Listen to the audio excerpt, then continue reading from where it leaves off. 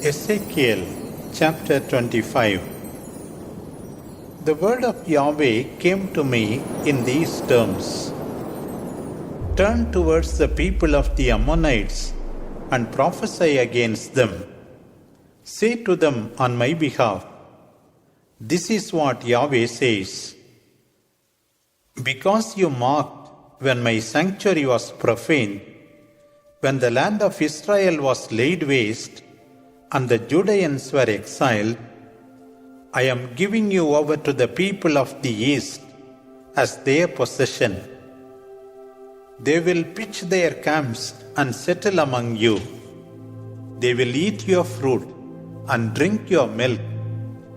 I will turn Rabbah into a pasture for camels, and the towns of the Ammonites into a sheepfold, and you will know that I am Yahweh. Thus says Yahweh, because you clapped your hands and stamped your feet and danced for joy with an evil heart against the land of Israel, I will stretch out my hand against you and hand you over as plunder to the nations. I will cut you off from the nations. No longer will you be numbered among them. I will destroy you, and you will know I am Yahweh. Thus says Yahweh, because Moab said, Judah is like all the other nations, I will leave Moab unprotected and destroy the towns which are her glory. Beth Jeshimoth, Baal Meon, Kiriathaim, I will give Moab along with the Ammonites as a possession to the people of the east, so that the Ammonites will not be remembered among the nations. When I will punish Moab, they will know I am Yahweh.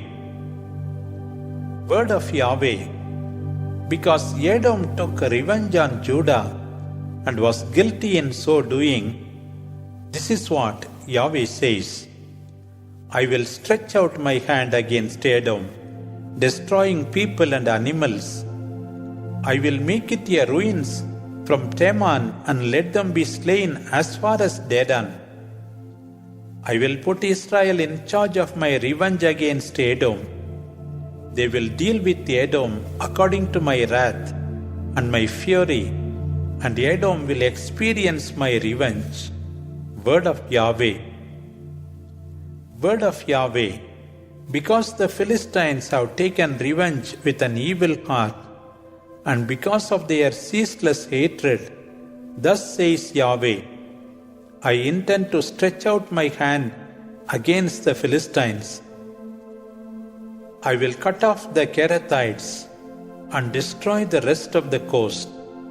I will take terrible revenge and punish them in my wrath. Then they will know I am Yahweh. Ezekiel chapter 26. On the first day of the month in the 11th year, the word of Yahweh came to me in these terms. Son of man, you see how Tyre has mocked Jerusalem.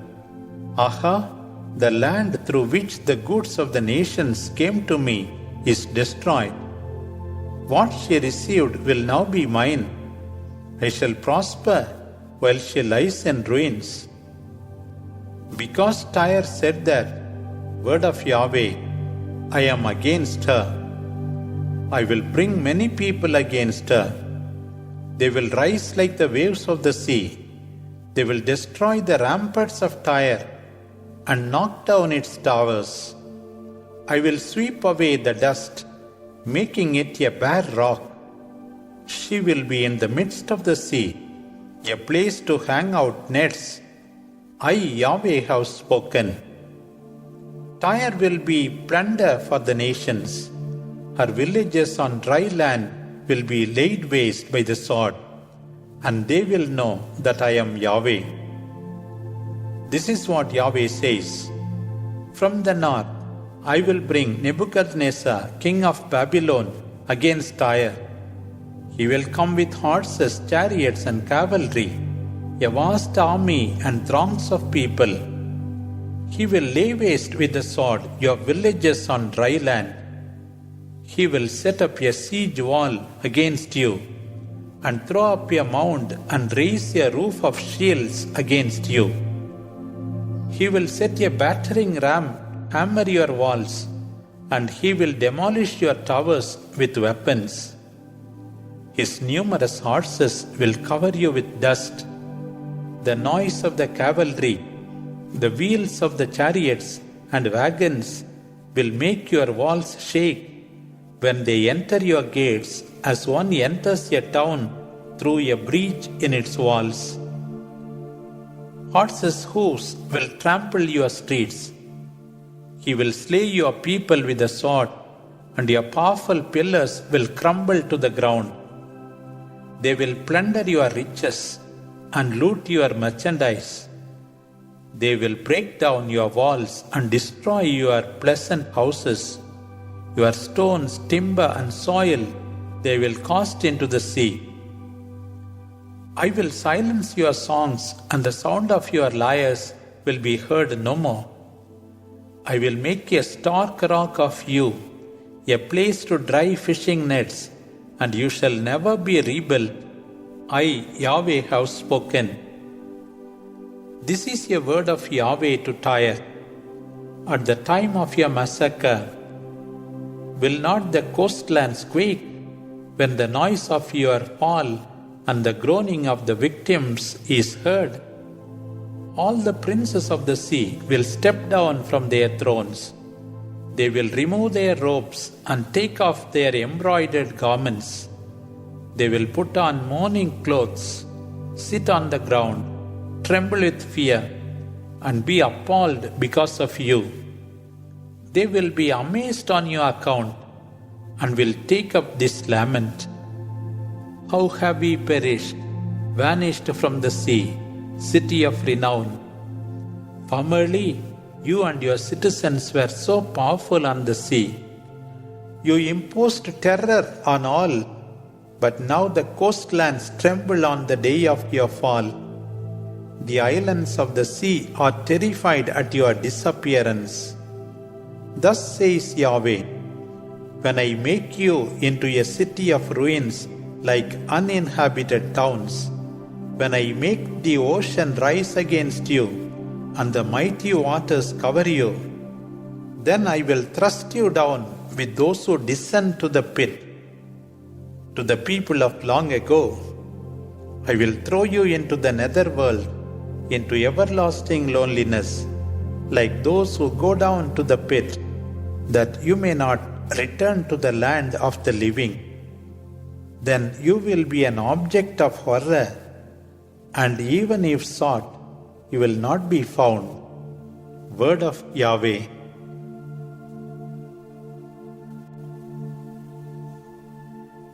Ezekiel chapter 27. The word of Yahweh came to me in these terms. Son of man, intone a lament for Tyre, and say to her, who is gateway to the sea, who trades with people on many coasts. This is what Yahweh says. Tyre, you were satisfied with your perfect beauty. Your borders were in the heart of the sea, and your builders perfected your beauty. All your planks were made of the wood of fir trees, your masts from the cedars of Lebanon, and your oars from the oak of Bashan. Your decks were of cedar from the coast of Cyprus, inlaid with ivory. Embroidered linen from Egypt was used for your sails, which served as your ensign. Your awning was made of blue and purple from the coasts of Elisha. Your oarsmen were citizens of Sidon and Arvad. The most skilled men from Semer served you as pilots. Veteran craftsmen from Gebal were on board to seal your seams. All the ships of the seas with their crews called on you to barter for your wares. Persia, Lud, and Put served in your army as men of war. They brought you splendor and hung their bucklers and helmets on your walls. The men of Arvad and Helek watched all around your walls. Men of Gomer guarded your towers and hung their shields on your walls, completing your magnificence. Tarshish traded with you because of your abundant wealth, supplying your markets with silver, iron, tin, and lead. Javan, Tubal, and Meshech trafficked with you, providing you with slaves and articles in bronze. People of Togarma exchanged work horses, war horses, and mules for your wares. The people of Rhodes traded with you, and many coastlands were your customers. In payment, they gave ivory tusks and ebony wood.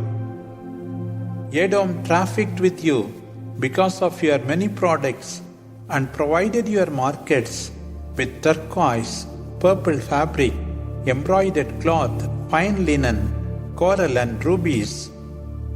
Judah and Israel sold you wheat from Minnith, millet, honey, oil, and resin. Damascus traded with you because of your abundant wares and provided you with wine from Helbon and white wool. Danites and Greeks from Usal exchanged wrought iron, cassia, and calamus for your merchandise. Dedan supplied you with saddle blankets. Arabia and all the princes of Kedar carried on a lively trade with you in lambs, rams, and goats. Merchants from Sheba and Rama provided your markets with all kinds of high-grade spices, precious stones, and gold. Haran, Canne, Eden, Ashur, and Kilmad traded with you in beautiful garments, blue fabric, embroidered cloth, colored rugs with twisted and tightly knotted cords. The ships of Tarshish carried your merchandise. You lay filled and heavy in the midst of the ocean. Your mariners led you to the high sea, and the east wind wrecked you in the sea. Your riches, wares, merchandise, your seamen and sailors, those who repaired your seams and assured your trade, your men of war, with all the passengers, sank into the depths of the sea on the day of your shipwreck. At the cries of your seamen, the coast quaked, and the oarsmen came from their ships. Sailors and seamen went ashore. They mourn and weep bitterly for you, throw dust on their heads, and roll in ashes. Because of you, they shave their heads and wear sackcloth. In the bitterness of their hearts, they weep and intone a bitter lament for you. A funeral song is heard. Who was like Tyre, now silent in the midst of the ocean? How many nations you provided with the goods unloaded from distant shores? With your abundant riches and commerce, you enriched the kings of the earth. But now you are shattered by the sea, engulfed in its depths. Your wares and all your company have gone down. All who live on the coasts are appalled because of you. The kings shudder and fall prostrate. The merchants of the nations hiss at you. You are an object of dread. You have gone forever.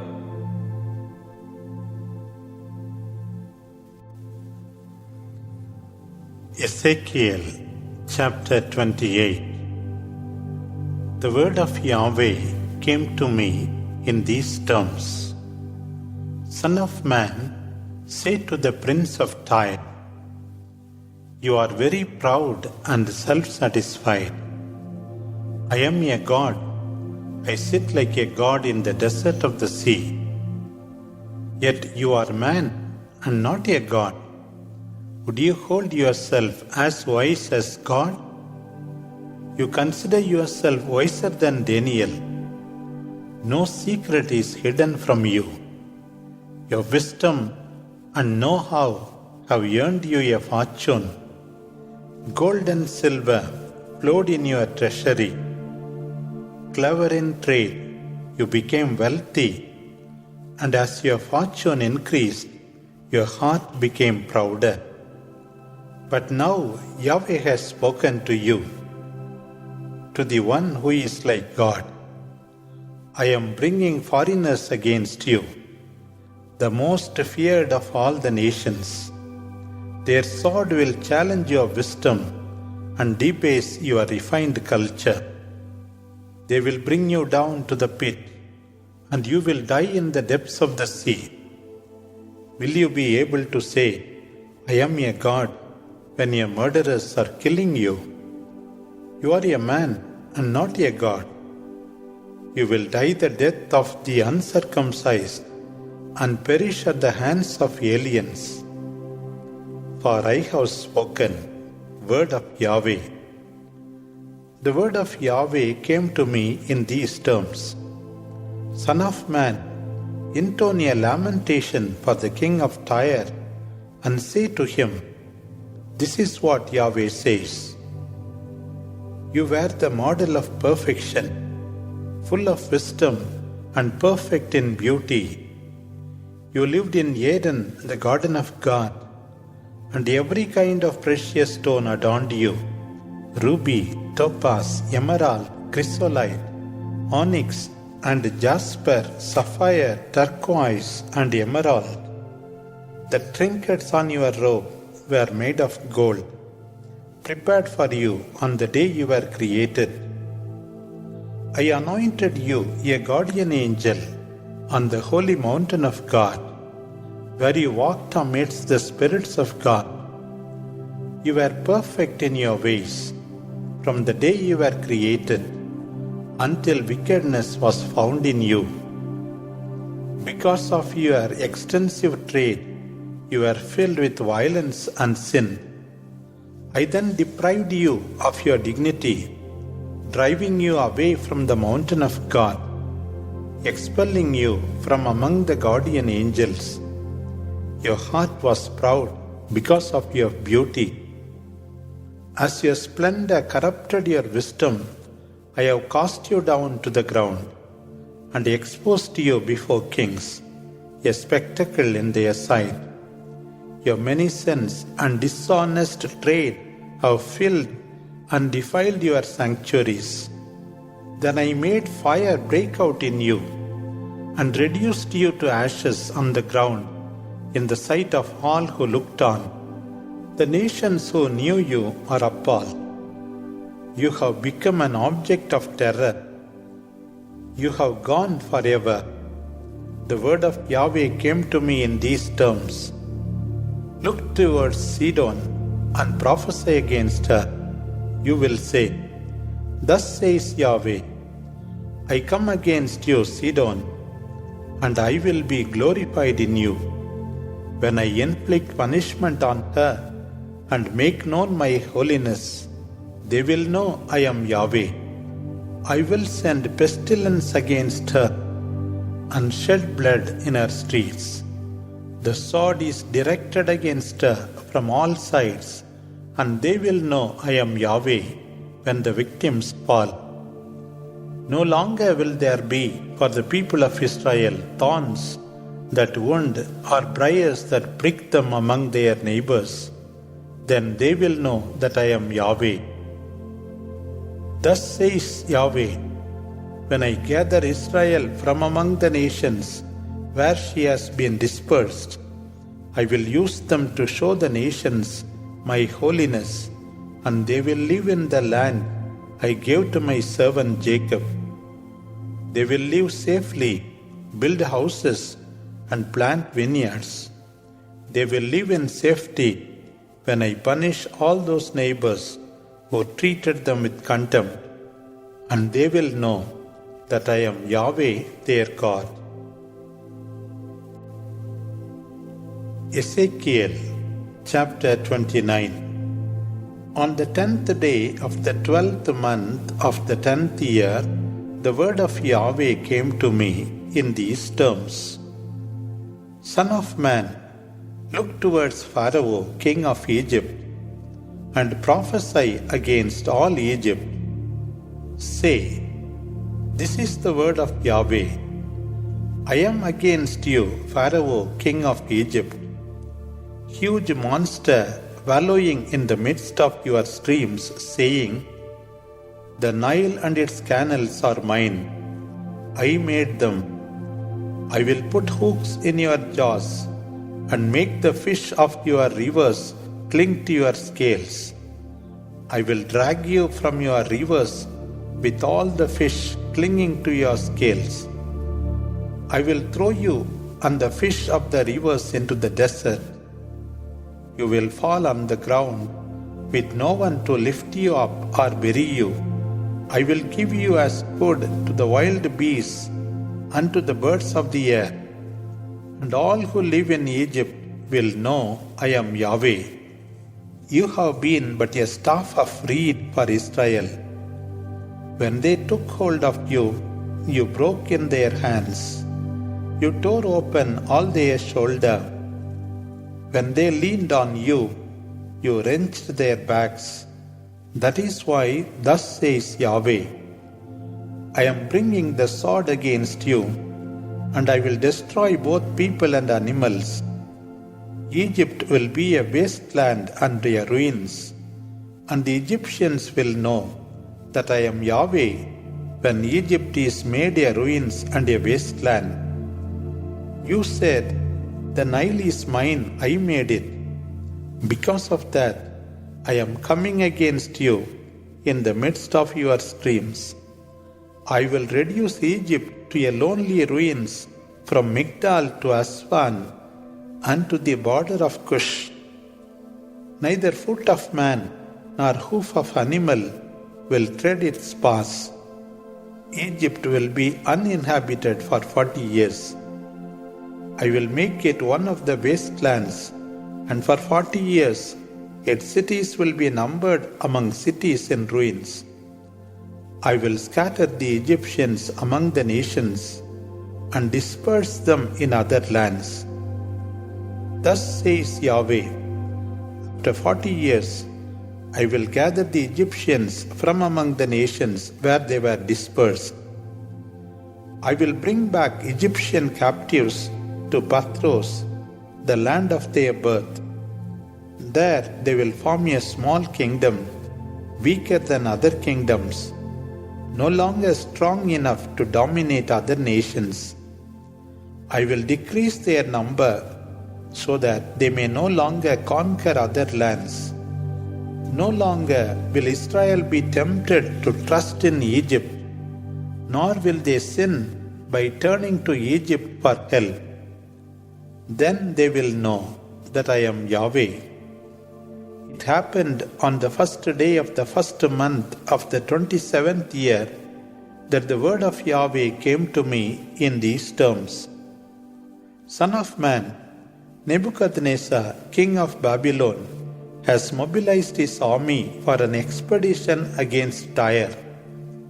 All are worn out, bald-headed, their shoulders raw, but neither he nor his people have received any reward for this campaign against Tyre.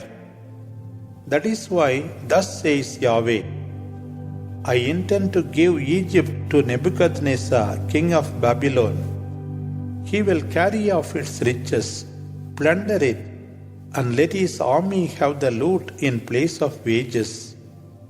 Because these people have worked for me, I will give Egypt to them as a reward. Word of Yahweh. On that day, I will lift up the nation of Israel. And as for you, I will let you speak among them again, and they will know that I am Yahweh.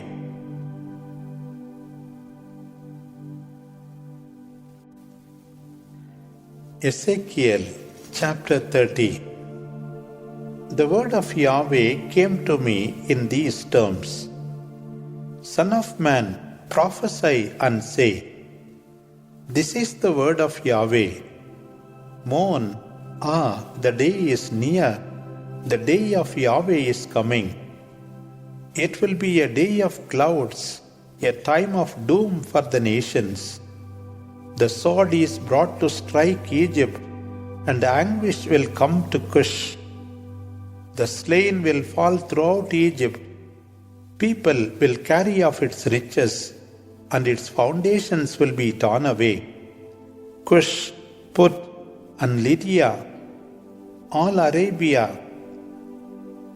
Libya, and all the peoples of the covenant will fall by the sword. This is the word of Yahweh. Those who support Egypt will fall. Her haughty power will crumble. From Migdal to Aswan, people will be slain. Word of Yahweh. They will be numbered among desolate lands and as cities among ruined cities. They will know I am Yahweh when I set fire to Egypt and when all her allies are crushed. On that day, my messengers will leave in ships to shake the people of Cush out of their complacency, and they will be in anguish on the day of the fall of Egypt, for that day is coming.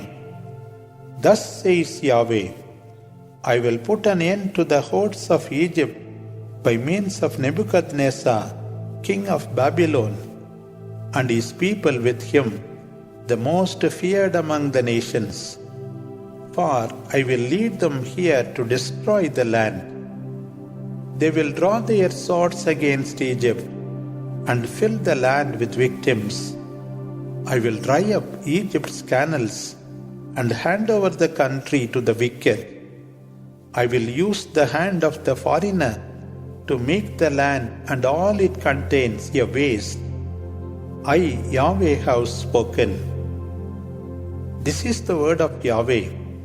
I will destroy the idols and wipe out the false gods in Memphis. No longer will there be a prince in the land of Egypt, and I will put fear in the land. I will make a wasteland of Pathros, set fire to Zoan, and inflict punishment on Thebes. I will pour out my fury on Pelusium, the fortress of Egypt, and destroy the throngs of Thebes. I will set fire to Egypt. Pelusium will writhe in agony. They will enter Thebes through a breach and take her by storm. The young men of Heliopolis and Bubastis will fall by the sword, and the women will be taken captive.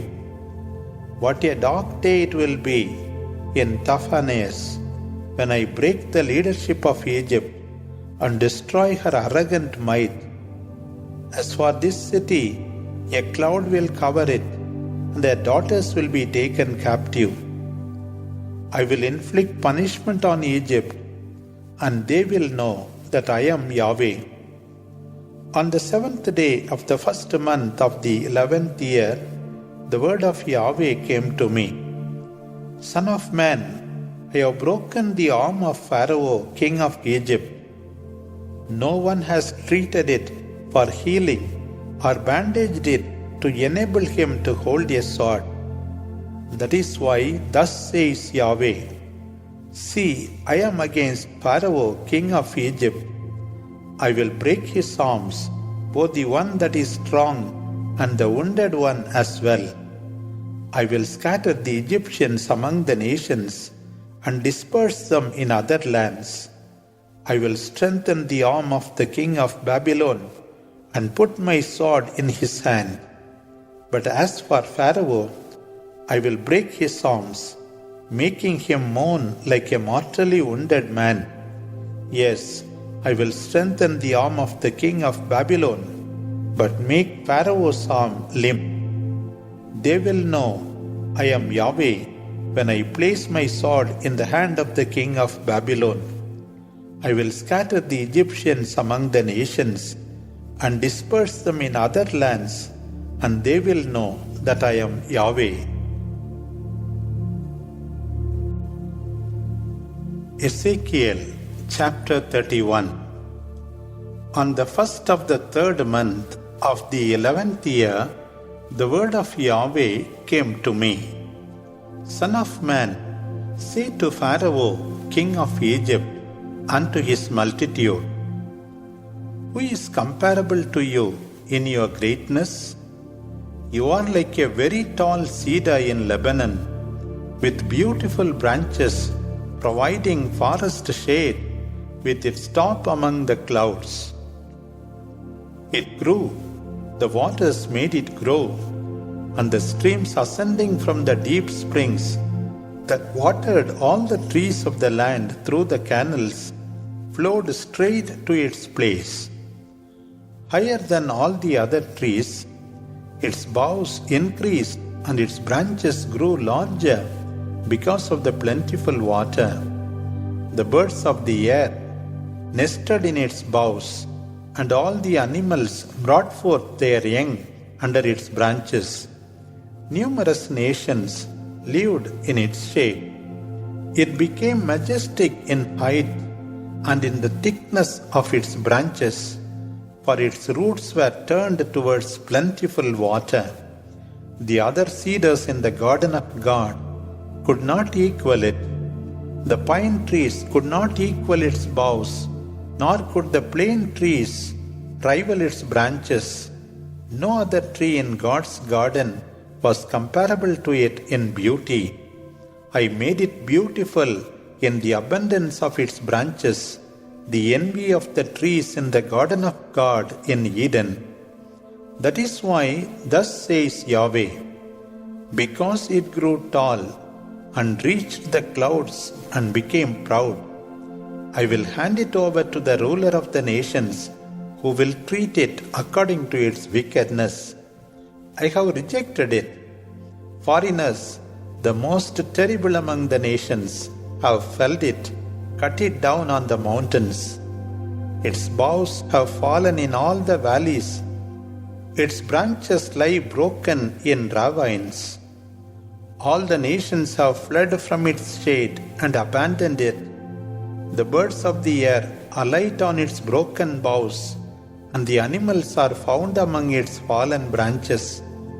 This is to prevent well-watered trees from attaining such a height and reaching the clouds. For all are destined to die and go below among those who descend to the pit. Thus says Yahweh, the day the cedar descended to the netherworld, I made the depths mourn for it. I restrained its rivers and held back the abundant waters. Darkness covered Lebanon, and all the trees of the field were faint.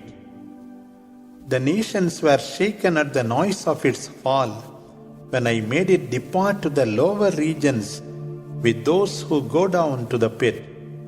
Then all the trees from Eden, the finest trees of Lebanon, all that were well watered, were comforted in the earth below.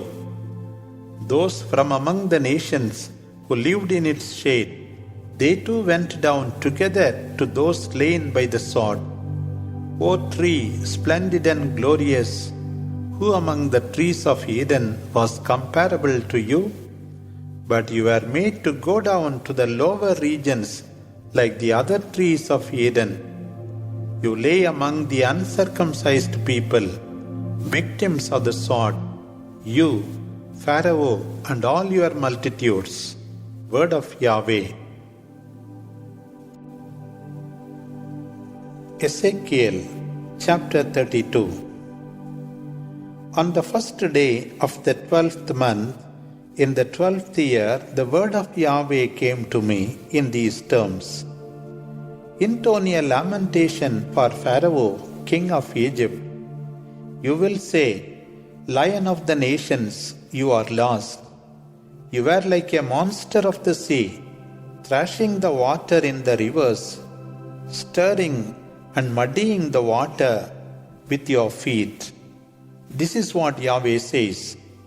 I will spread my nets over you, and an assembly of many nations will haul you up into my net. I will throw you on the ground hurl you into the open field, and let the birds of the air settle on you, and the beasts of the earth feed on you. I will scatter your flesh on the mountains, fill the valleys with your remains, and drench the earth with your liquids. When I blot you out, the skies will darken, and the stars become dim. I will veil the sun with cloud, and the moon shall not give its light. Because of you, I will darken all the lights in the sky, and cover the earth in darkness.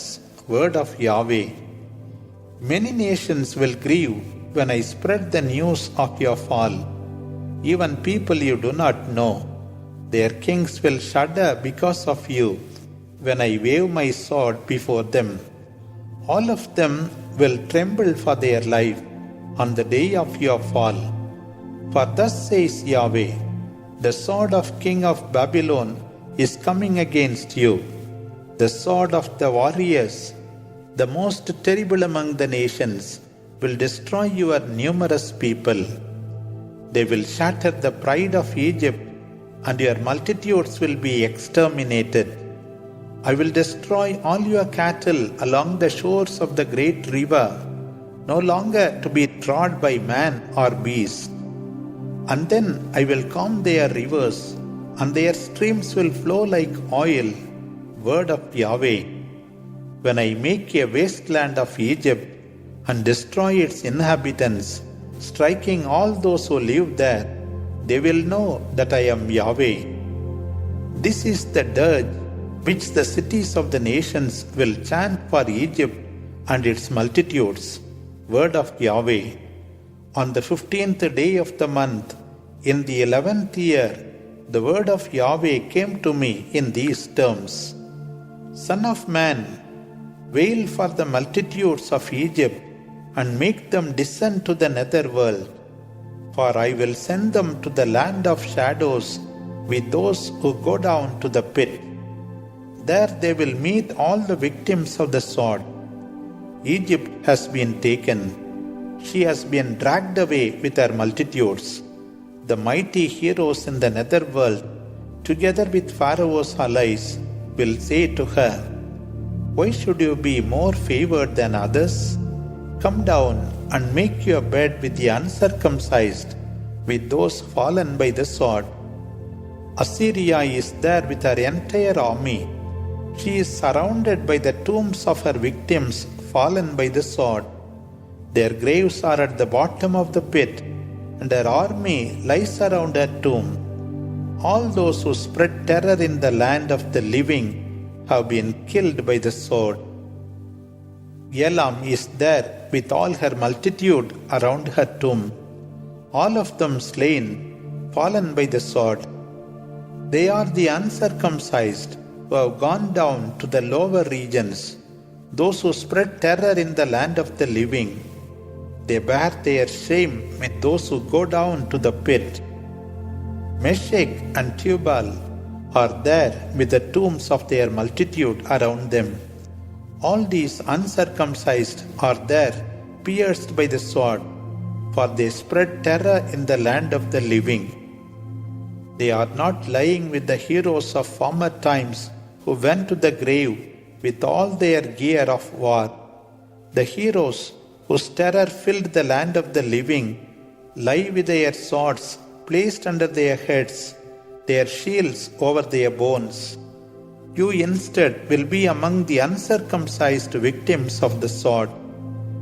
Edom is there with her kings and princes, who despite their bravery lie with those fallen by the sword. They are placed with the uncircumcised and with those who go down to the pit.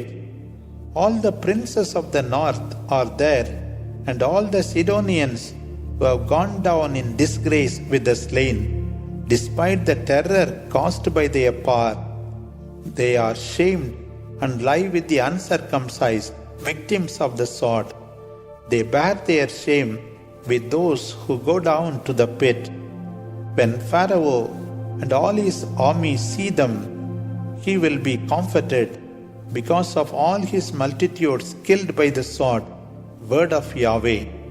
Although I had him spread terror in the land of the living, Pharaoh will be laid among the uncircumcised victims of the sword, he and his multitudes. Word of Yahweh.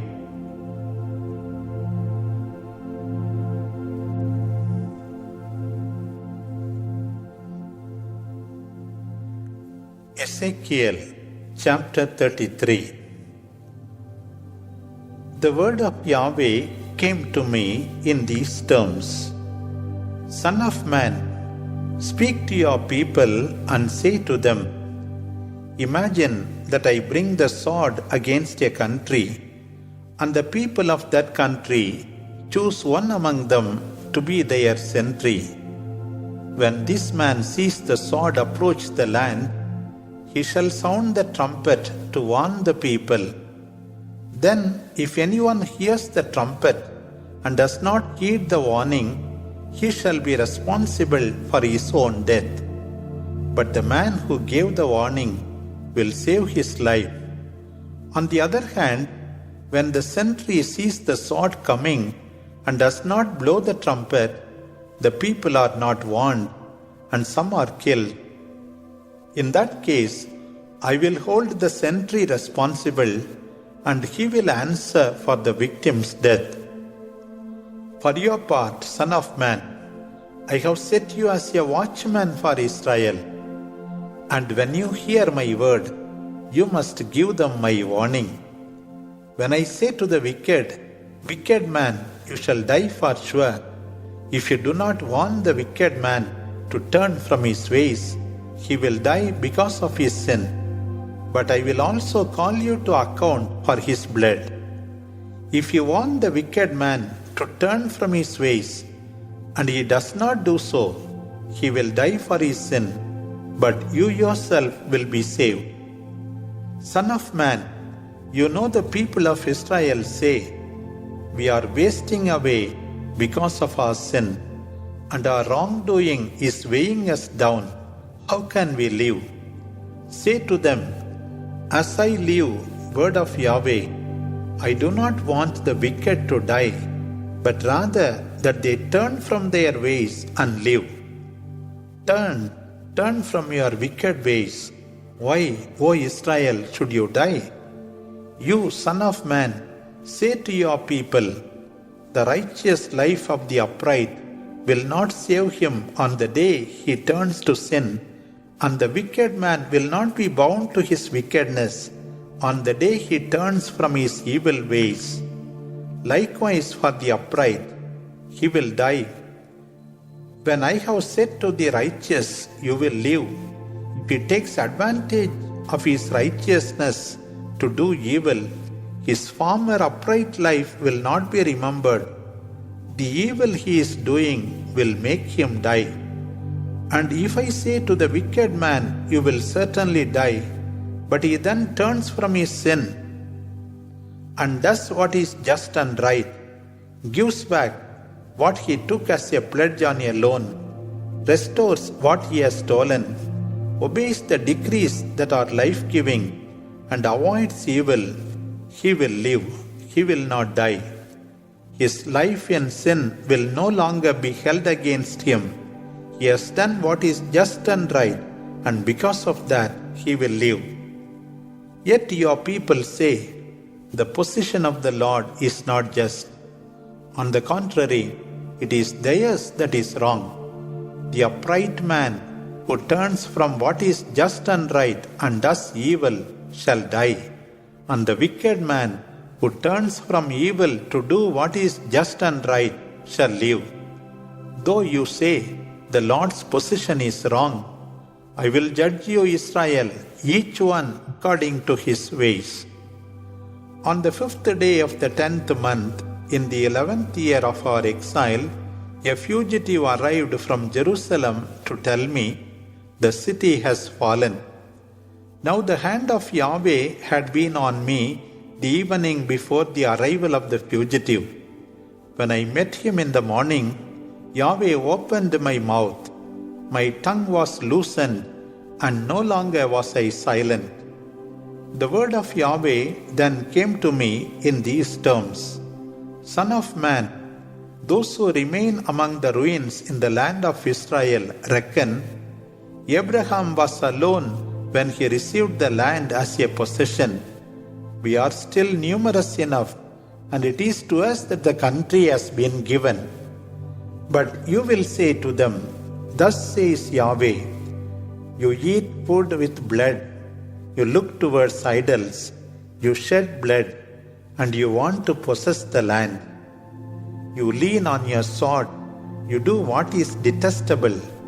Each one dishonors his neighbor's wife, and yet you want to possess the land. Say to them, This is the word of Yahweh. As I live, those who settled among the ruins will fall by the sword. Those in the open country I will give as food to the beasts, and those in strongholds and caves shall die of the plague. I will make the country a wasteland, a lonely place. They will no longer lean on their power, and the mountains of Israel shall be deserted, with no one crossing them. Then they will know that I am Yahweh, when I make their country a lonely waste because of all the detestable things they have done.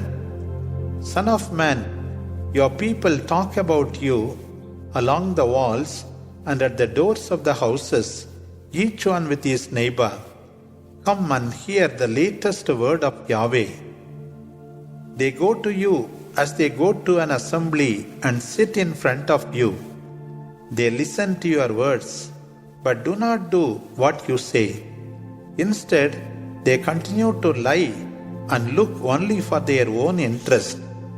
For them, you are no more than a singer of love songs, a beautiful voice accompanied by beautiful music. They listen, but do not practice what they hear. But when what is foretold comes true, and it is about to happen, they will know that there was a prophet among them.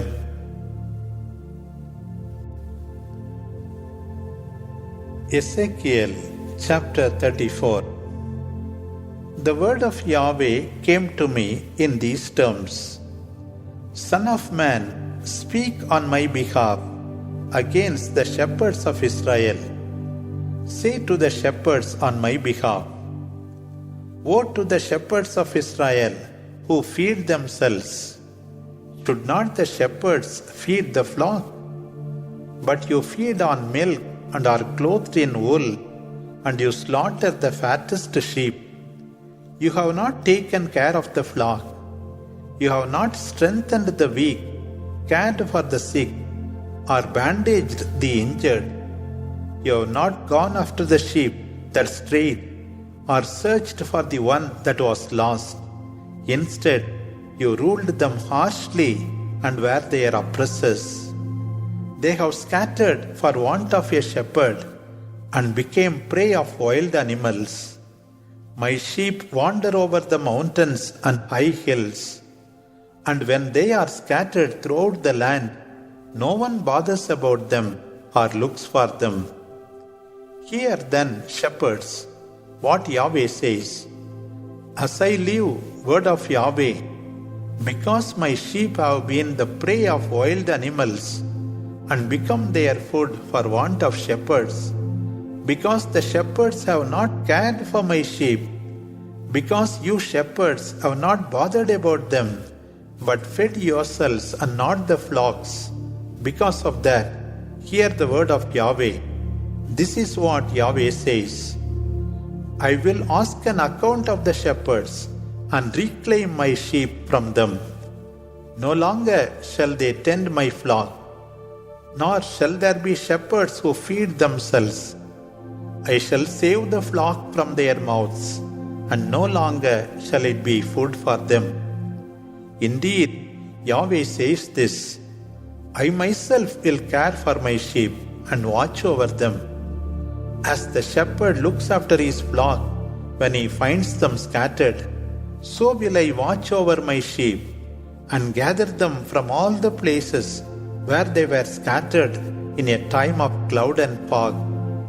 I will bring them out from the nations and gather them from other countries.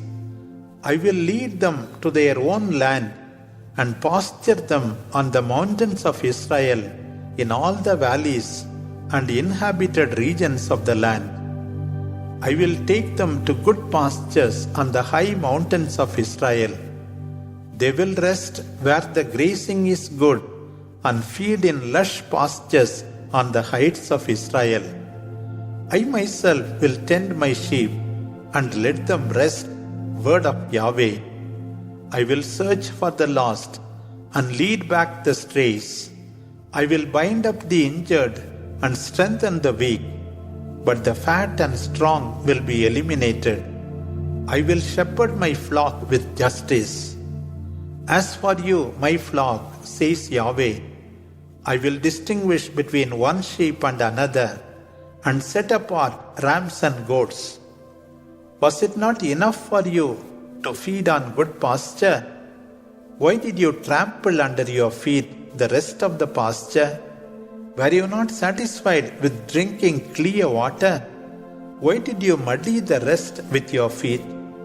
Must my sheep feed on what you have trampled and drink what you have muddied with your feet? That is why, thus says the Lord Yahweh to the shepherds, Here I am.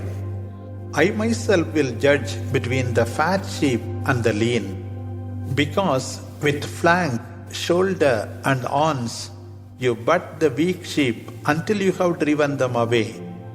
I will rescue my flock, and no longer will they be plundered. I will judge between one sheep and another. Over them I will put one shepherd, my servant David, who will tend them, pasture them, and be a true shepherd for them. I, Yahweh, will be their God, and my servant David a ruler among them. I, Yahweh, have this to say, I will make a covenant of peace with them, and rid the land of wild beasts, so that they may live safely in the desert and sleep in forests. I will settle them on my holy mountain, sending them rain in season, showers of rich blessings. The trees of the field will give their fruit, and the soil its produce, while they are safe in their land, and they will know that I am Yahweh. I will break the bars of their yoke, and free them from the power of those who enslave them. No longer will they be plundered by the nations or ravaged by wild beasts. They will live in security without anyone causing them to fear. I will give them splendid crops. People will not die of hunger, and no longer will you be scorned by other nations. This people will know that I, Yahweh, am their God, and that I am with them, and that they, Israel, are my people. Word of Yahweh. You are my sheep, the flock of my pasture, and I am your God, declares Yahweh.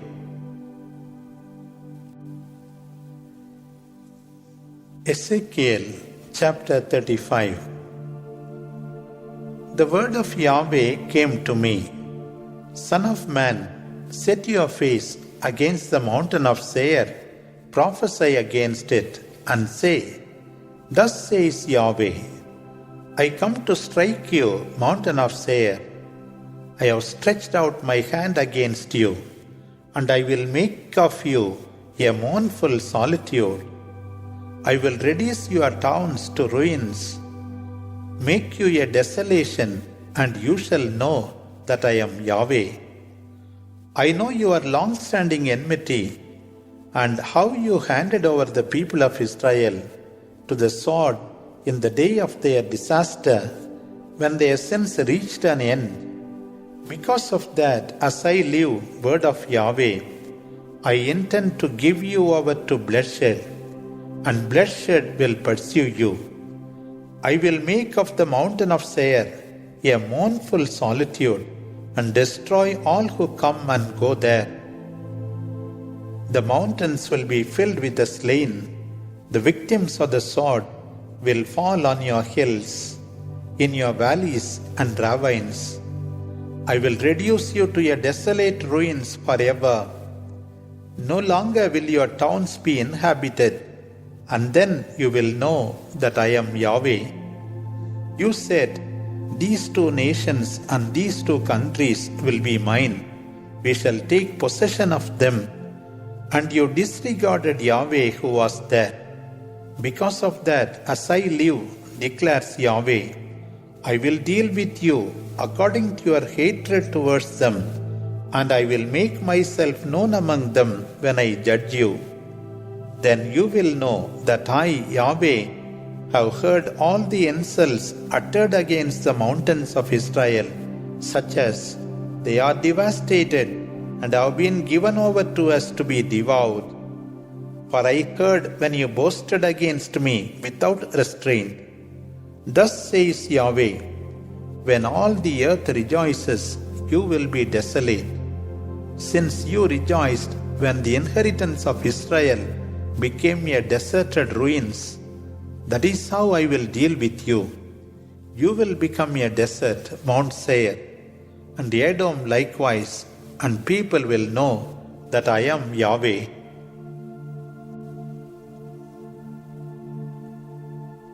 Ezekiel chapter 36. Son of man, prophesy regarding the mountains of Israel. Say to them, Mountains of Israel, hear the word of Yahweh. Your enemies have said, Aha, these eternal heights have become our possession. People have envied you and ravaged you on all sides. Other nations have taken possession of you, so that you became the subject of talk and gossip. Because of that, mountains of Israel, hear this word of Yahweh. Yahweh says to the mountains, the hills, the ravines and the valleys, to the deserted ruins and the empty towns which have become the plunder and target of mockery for other nations around. Truly, in the fire of my jealousy, I will speak against the other nations, namely all of Edom, who with glee and malice in their hearts have taken possession of my land and plundered its pastures. Now you shall prophesy concerning Israel. You shall say to the mountains, the hills, the ravines and the valleys, This is the word of Yahweh who speaks in the fury of his jealousy. Because you have suffered the scorn of the nations, Yahweh says, I swear with lifted hand, the nations surrounding you will suffer scorn. But you, mountains of Israel, you shall bring forth branches and produce fruit for my people Israel, for soon they will return. Indeed, I have turned in your direction, and I have bent towards you. You will be cultivated and sown with seed. I will increase your population in all Israel. The towns will be inhabited, and the ruins rebuilt. Both people and animals will increase. They will be fruitful and multiply. I will build up their numbers as in the past, and they will know that I am Yahweh. Men and women of Israel will walk on you again. They will take possession of you. You will be their heritage again, and never again will you let their children perish. Yahweh speaks. People say that you devour men and that you rob your people of children. But never again shall you devour men or rob your people of children. Word of Yahweh. You shall no longer hear the mockery of the nations or suffer the insults of other lands. Word of Yahweh. The word of Yahweh came to me in these terms. Son of man, when Israel occupied her own land, she defiled it by her way of life and her actions. To me, her conduct was like the uncleanness of a woman in her period. I poured out my fury on them because of the blood they shed in the land, and because they defiled it with their filthy idols. Then I scattered them among the nations, and dispersed them in other lands. I judged them according to their conduct and their actions. But when they were brought to other nations, my holy name was profaned, because others said of them, the people of Yahweh had to be exiled from his land. Then I was concerned for my holy name, profaned by Israel among the nations, where she had been dispersed. Now you shall say to the people of Israel, it is not for your sake that I am about to act, but because of my holy name that you have profaned in the places where you have gone. I will make known the holiness of my great name, profaned among the nations because of you, and they will know that I am Yahweh when I show them my holiness among you. For I will gather you from all the nations and bring you back to your own land. Then I shall pour pure water over you, and you shall be made clean, cleansed from the defilement of all your idols. I shall give you a new heart and put a new spirit within you. I shall remove your heart of stone and give you a heart of flesh. I shall put my spirit within you and move you to follow my decrees and keep my laws. You will live in the land I gave your ancestors. You shall be my people, and I will be your God. I will free you from all your uncleanness. I shall summon the wheat and make it plentiful, and so keep famine away from you. I shall see that the fruits of the earth and the produce of the fields are plentiful, and that you no longer suffer the disgrace of famine among the nations. Then you will remember your evil ways and wicked actions, and loathe yourselves for the sins you committed and for your detestable practices. I want you to know that it is not for your sake I am doing this, word of Yahweh. Be ashamed and humbled because of your conduct, Israel. This is what Yahweh says. The day I cleanse you from all your sins, I shall repopulate the cities, and the ruins will be rebuilt. The devastated land will be cultivated wherever passers-by saw it desolate. Everyone will say, this devastated land is now a garden of Eden, and its cities once in ruins and leveled to the ground have been rebuilt and populated. And the nations that remain around you will know that I, Yahweh, have rebuilt the ruined city and replanted what was desolate. I, Yahweh, have spoken, and I will do it. Thus says Yahweh, once again I shall listen to the pleas of Israel and favor them. I shall make their people as numerous as sheep, as numerous as the flock they bring to Jerusalem's temple at the time of her holy days. In the same way, the ruined cities will be filled with flocks of people, and they will know that I am Yahweh. Ezekiel chapter 37. The hand of Yahweh was upon me. He brought me out and led me in spirit to the middle of the valley, which was full of bones. He made me walk to and fro among them, and I could see there was a great number of them on the ground all along the valley, and that they were very dry. Yahweh said to me, Son of man, can these bones live again? I said, Lord Yahweh, only you know that. He then said, Speak on my behalf concerning these bones. Say to them, Dry bones, hear the word of Yahweh. Yahweh says, I am going to put spirit in you and make you live.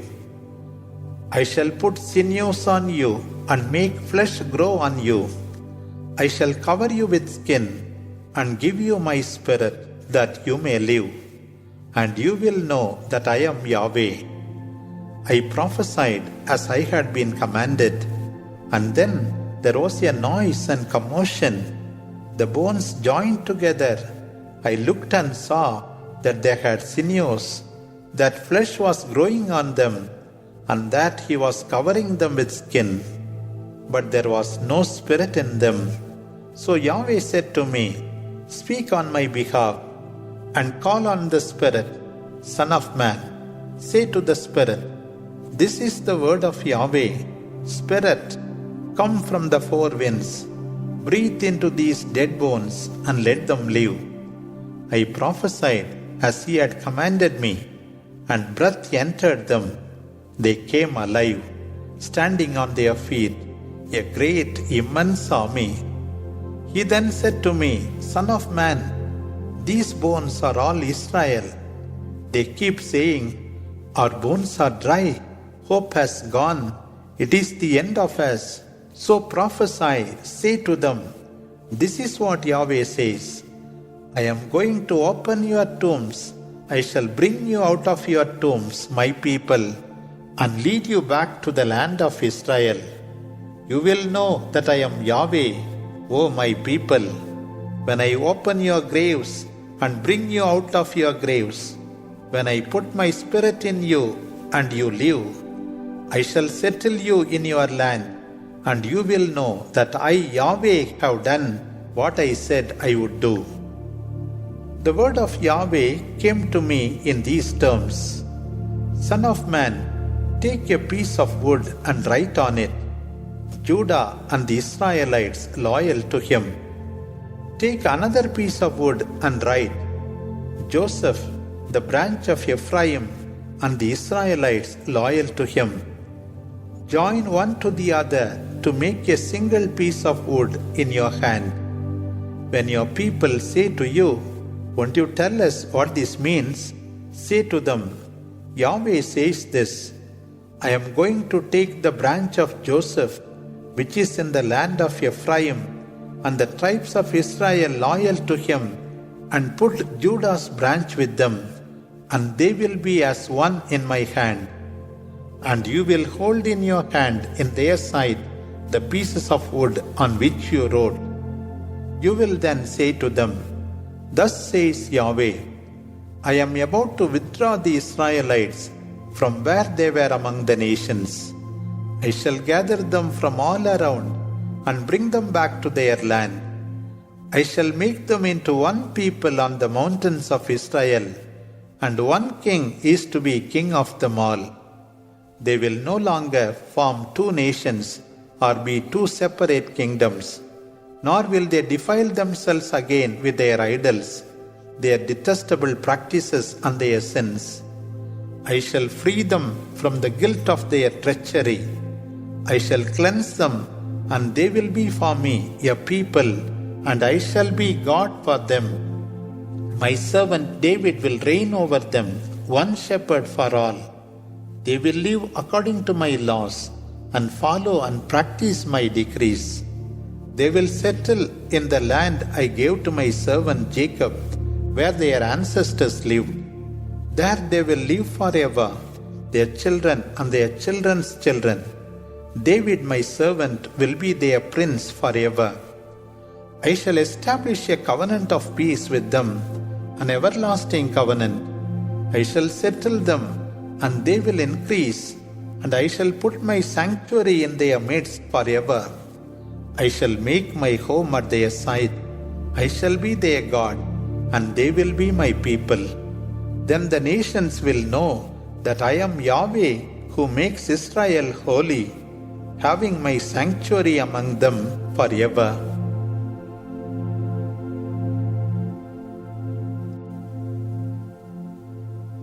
Ezekiel chapter 38. The word of Yahweh came to me in these terms, Son of man, turn towards Gog of the country of Magog, the chief prince of Meshech and Tubal, and prophesy against him. Say to him, Hear the word of Yahweh. I come to strike you, Gog, chief prince of Meshech and Tubal. I will turn you round, fix hooks in your jaws, and bring you out, you and your entire army, horses and riders all perfectly equipped. a great army, all with shields and bucklers and brandishing swords.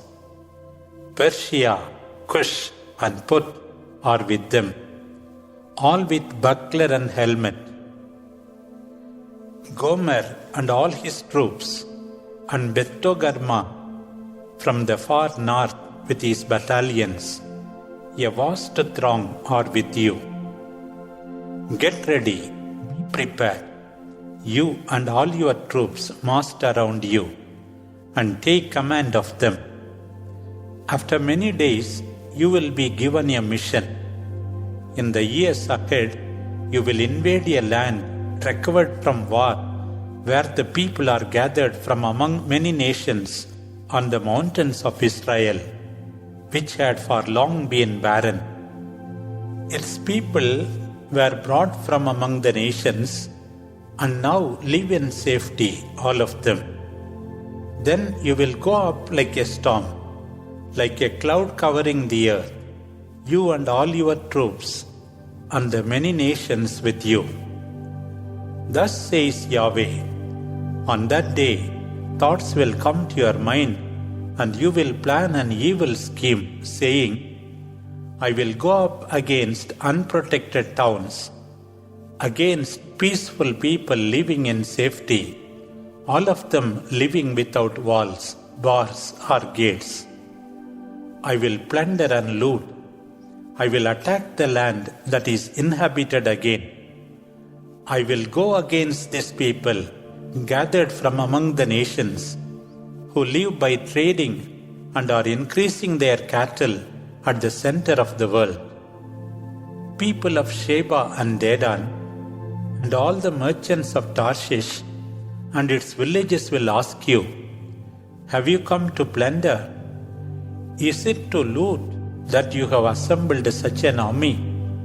And they will come with silver and gold, to take away the livestock and to buy your enormous booty. Therefore prophesy, Son of man, and say to Gog on my behalf, on that day when my people Israel are living in security, you will come from the far north, you and the throngs with you, all on horses with many troops, a vast army.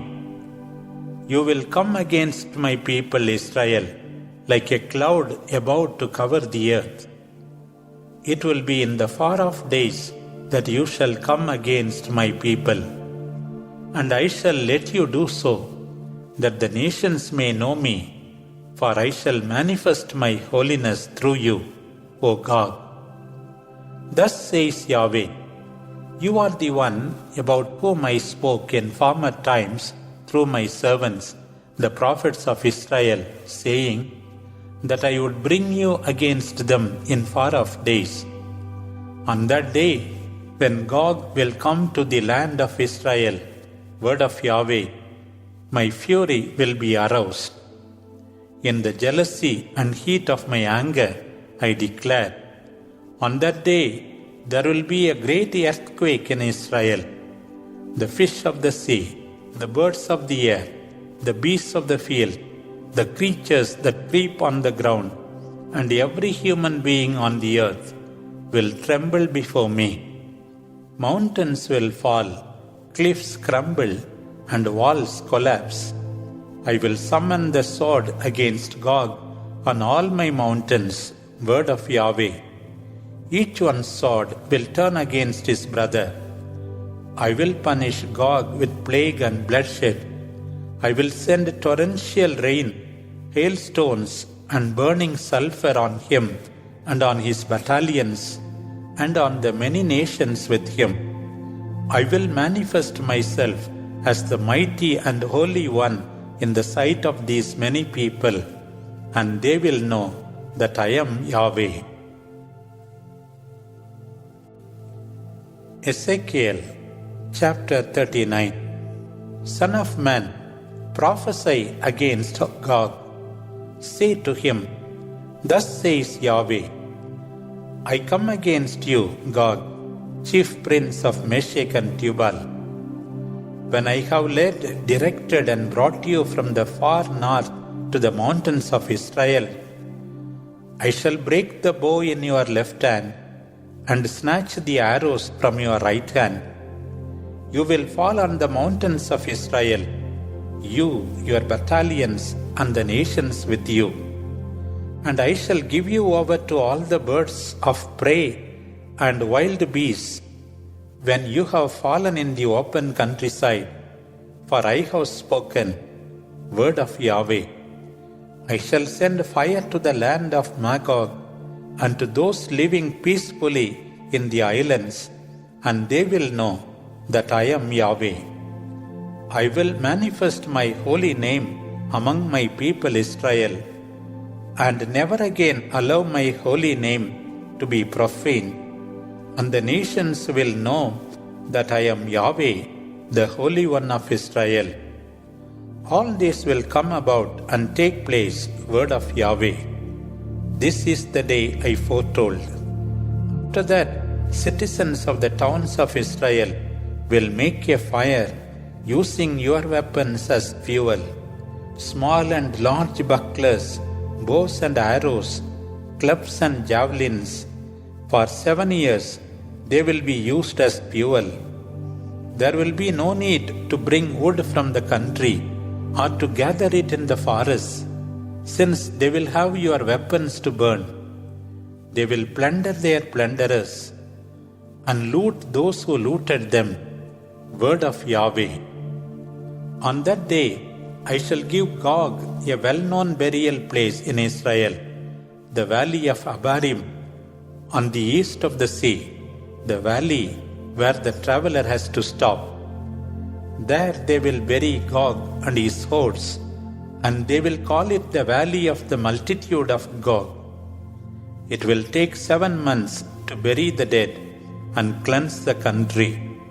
All the population will work at burying the dead, and this will be their honor on the day I am glorified. Word of Yahweh. Men will work on a regular basis, going around the country, to bury those lying on the ground, and so cleanse the land. For 7 months they will go searching. If, as they go through the land, they come across human remains, they will make a pile of stones beside them until the grave diggers bury them in the valley of the multitude of Gog. The name of the town is Multitude. In that way the land will be cleansed. Son of man, Yahweh says this. Say to every kind of bird and wild beast, assemble and come together from all parts to the sacrifice I am preparing for you, a great sacrifice on the mountains of Israel, at which you will eat flesh and drink blood, the flesh of heroes and the blood of the world's princes. They are all rams, lambs, goats, bullocks, all fattened animals from Bashan. You will eat all the fat you want and drink blood until you are drunk at the sacrifice I am preparing for you. You will have your fill of horses, riders, heroes, and warriors of all kinds. Word of Yahweh. I will show my glory among all the nations, and they will know my judgment and the punishment I shall inflict on them. Then Israel will know from that day onward that I am Yahweh their God. And the nations will know that Israel was exiled because they were unfaithful to me, and this was why I hid my face from them. I handed them over to their enemies, and they perished by the sword. I dealt with them as their defilement and sins deserved, and I hid my face from them. That is why, thus says Yahweh, now moved by my compassion for Israel, I am going to bring back the captives of Jacob, and I will give glory to my holy name. They will forget their shame and the treachery they committed towards me, when they live safely in their own land, with no one to disturb them. When I gather them from among the nations and take them from the land of their enemies, I will show my holiness through them to many nations. They will know that I am Yahweh their God, when, after their exile among the nations, I bring them together in their own land and leave no one behind. Never again shall I hide my face from them, because I shall pour out my spirit on Israel. Word of Yahweh.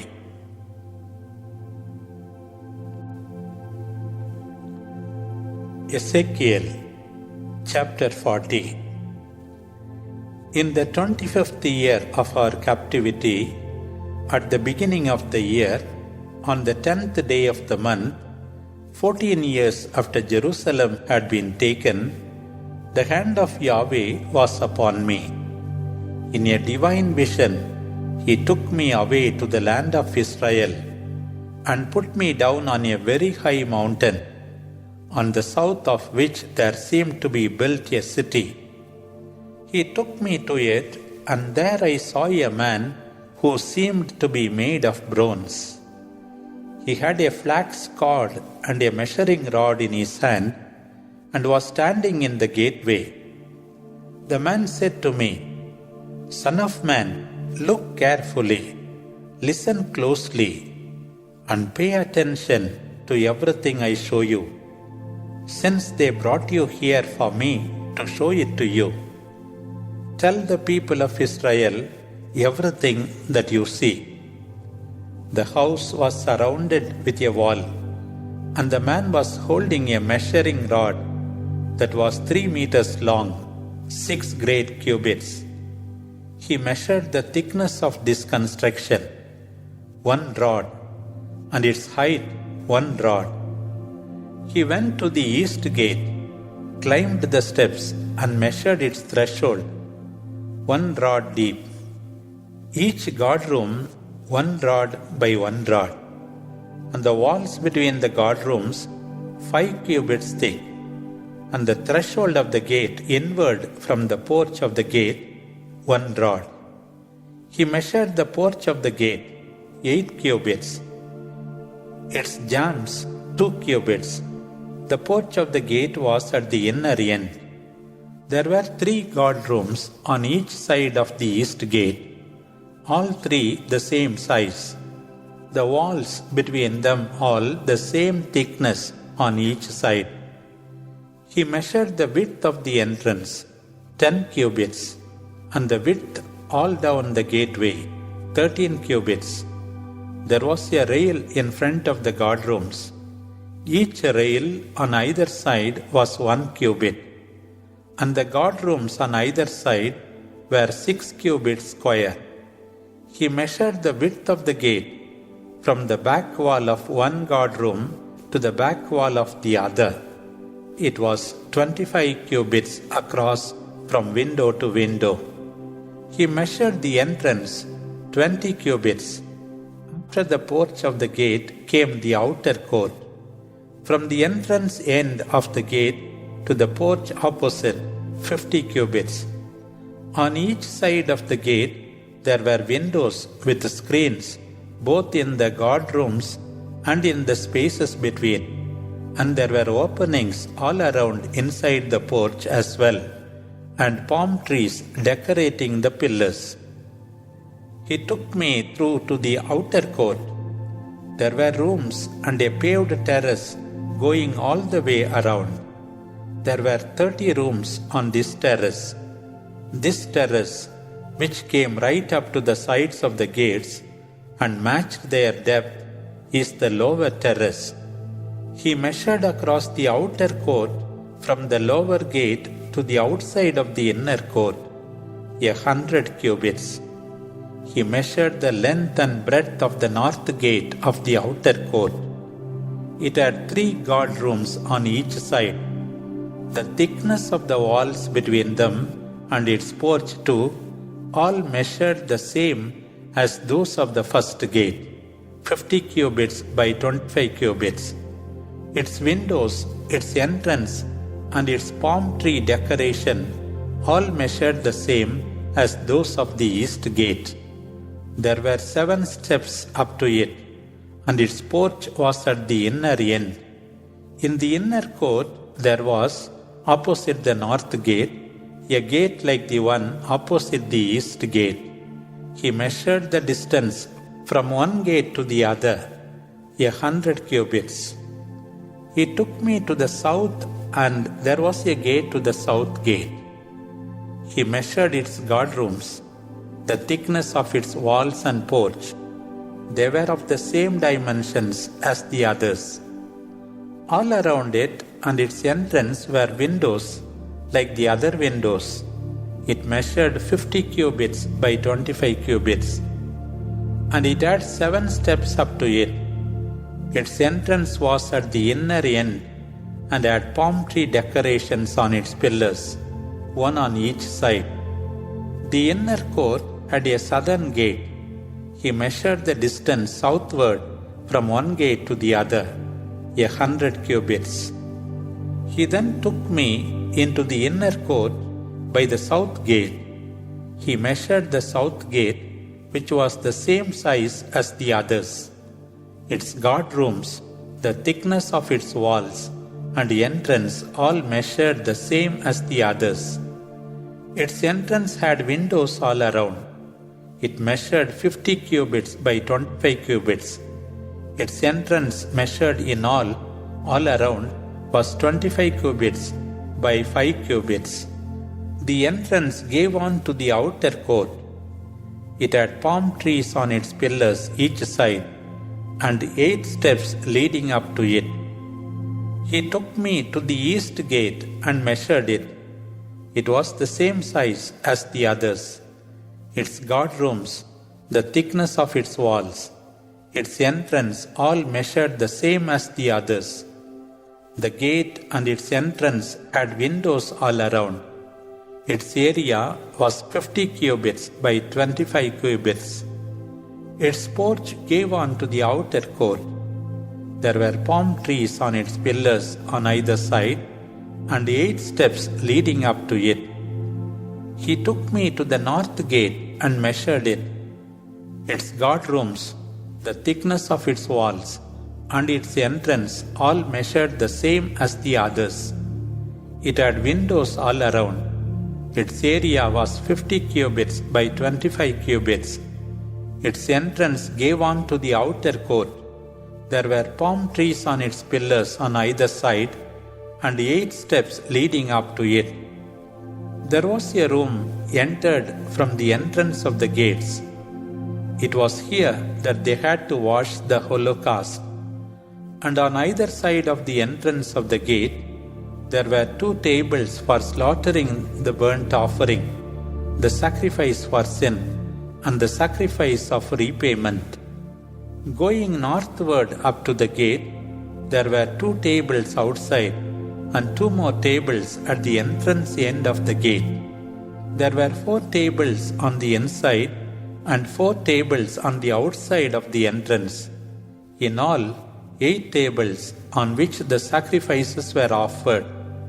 There were also 4 tables of dressed stone for burnt offerings, a cubit and a half long, a cubit and a half wide, and a cubit high, on which all the things necessary for killing the burnt offering and the sacrifices were put. Rims, a handbreadth broad, went all around the top, and on these tables was put the flesh of the offerings. He took me into the inner court. There were 2 lodges in the inner court, one at the side of the north gate facing south, the other at the side of the south gate facing north. He told me, "The lodge looking south is for the priests in charge of the temple, and the lodge looking north is for the priests who serve the altar. These are the sons of Zadok, the only sons of Levi, who approach Yahweh to serve him." He measured the inner court. It was a quadrangle, 100 cubits by 100 cubits, with the altar in front of the house. He took me to the hall of the house and measured its door pillars, 5 cubits each side, And the width of the entrance was 14 cubits, with a 3-cubit wall each side. The hall was 20 cubits by 12 cubits. There were 10 steps leading up to it, and there were columns by the door pillars, one on each side. Ezekiel chapter 41. He took me into the sanctuary and measured its door pillars, 6 cubits deep on the one side, 6 cubits deep on the other. The width of the entrance was 10 cubits. The walls on each side of the entrance were 5 cubits on the one side and 5 cubits on the other. He measured its length, 40 cubits, and its width, 20 cubits. He went in and measured the door pillars at the entrance, 2 cubits. Then the entrance, 6 cubits, and the walls on each side of the entrance, 7 cubits. He measured its length, 20 cubits, and its width measured across the end wall of the sanctuary, 20 cubits. He then said to me, "This is the most holy place." He measured the wall of the house, 6 cubits. The width of the side cells was 4 cubits all around the house. The cells were one above the other, 30 of them in 3 stories. The supports for the surrounding cells were fixed into the house wall, so that the cells were not recessed into the wall of the house. The width of the cells increased story by story, for they surrounded the house in the stories that went right around it. Then I saw that there was a paved terrace all around the house. The height of this, which formed the base of the side cells, was a full rod of 6 cubits. The outer wall of the side cells was 5 cubits thick, and the pavement formed a veranda outside the cells of the house. Beyond the rooms was an area 20 cubits wide right around the house. And for access from the side cells onto the courtyard, there was one entrance on the north side and one entrance on the south side. The width of the courtyard was 5 cubits all around. The building to the west of this surrounding area was 70 cubits by 90 cubits, and the wall of the building was 5 cubits thick all around. He measured the length of the house, 100 cubits, the length of the court plus the building and its walls, 100 cubits, the breadth of the facade of the house with the quadrangle, 100 cubits. He measured the length of the building plus the surrounding area at the back plus the side depth of its door, 100 cubits. The inside of the sanctuary and the entrance of the court, their thresholds, the window screens, the 3 sets of doors, one at each threshold, were all panelled with wood from floor to windows, and the windows were screened with lattice work. From the door to the inner part of the house, and right around the whole wall of the inner room, outside and inside, were carved cherubs and palm trees and cherubs alternating. Each cherub had 2 faces, the face of a man turned toward the palm tree on one side, and the face of a lion toward the palm tree on the other, all around the house. The cherubs and palm trees were carved from the floor to above the entrance, as also on the wall of the hall. The pillars of the house were square. In front of the most holy place, there appeared to be a wooden altar, 3 cubits high and 2 cubits square. Its corners, base and sides were of wood. He said to me, "This is the table before Yahweh." There was a double door for the temple and a double door for the sanctuary. These doors had 2 hinged leaves, 2 leaves for the one door, 2 leaves for the other. On them, on the door of the sanctuary, were carved cherubs and palm trees like those carved on the walls. A wooden screen outside went across the front of the hall. There were screened windows with flanking palm trees on the walls of the house and of the cells at the side of the house. Ezekiel chapter 42. He took me northward into the court and led me to the rooms facing the outer court and the building to the north. They were 100 cubits long on the north side and 50 cubits wide. On the sides facing the entrance of the inner court and the paving of the outer court was a gallery in front of the triple gallery, and in front of the rooms was a walk 10 cubits broad, measured inward, and 100 cubits long. Their doors looked north.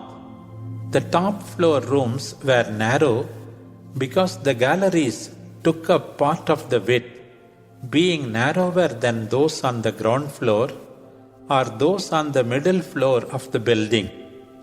They were in 3 stories and had no columns such as those in the court had. Hence, they were narrower than the ground floor ones or the middle floor ones below them. The outer wall, parallel to the rooms, facing them and giving on to the outer court, was 50 cubits long, the length of the rooms facing the outer court being 50 cubits, while on the side facing the building it was 100 cubits. Beneath the rooms there was an entrance from the east, leading in from the outer court. In the thickness of the wall of the court, on the south side fronting the court and the building, were rooms.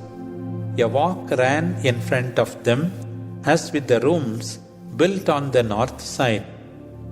They were of the same length and breadth, and had similar design and doors in and out.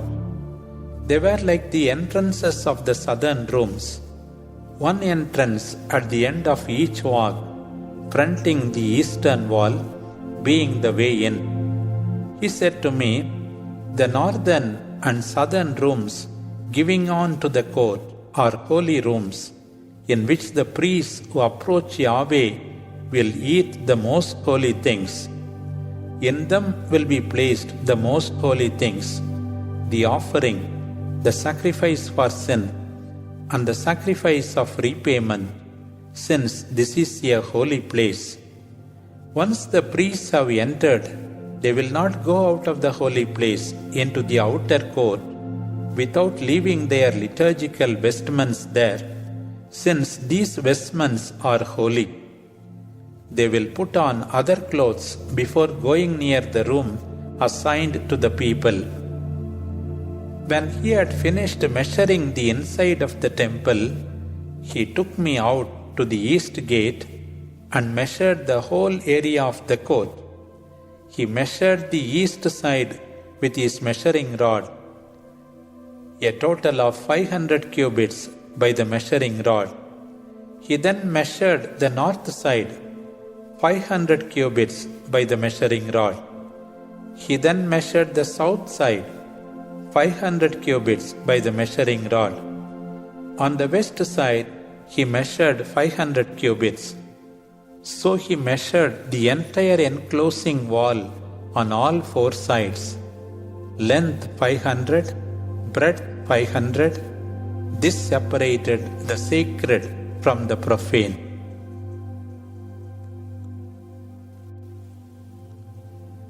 Ezekiel chapter 43. He took me to the gate facing east. Then I saw the glory of the God of Israel approaching from the east with a sound like the sound of the ocean, and the earth shone with his glory. This vision was like the one I had seen when he came for the destruction of the city, and like the one I had seen on the bank of the river Kebar. Then I threw myself to the ground. The glory of Yahweh arrived at the temple by the east gate. The Spirit lifted me up and brought me into the inner court. The glory of Yahweh was filling the house, and I heard someone speaking to me from the temple while the man stood beside me. The voice said, "Son of man, you have seen the place of my throne, where I will place the soles of my feet, and live among the Israelites forever.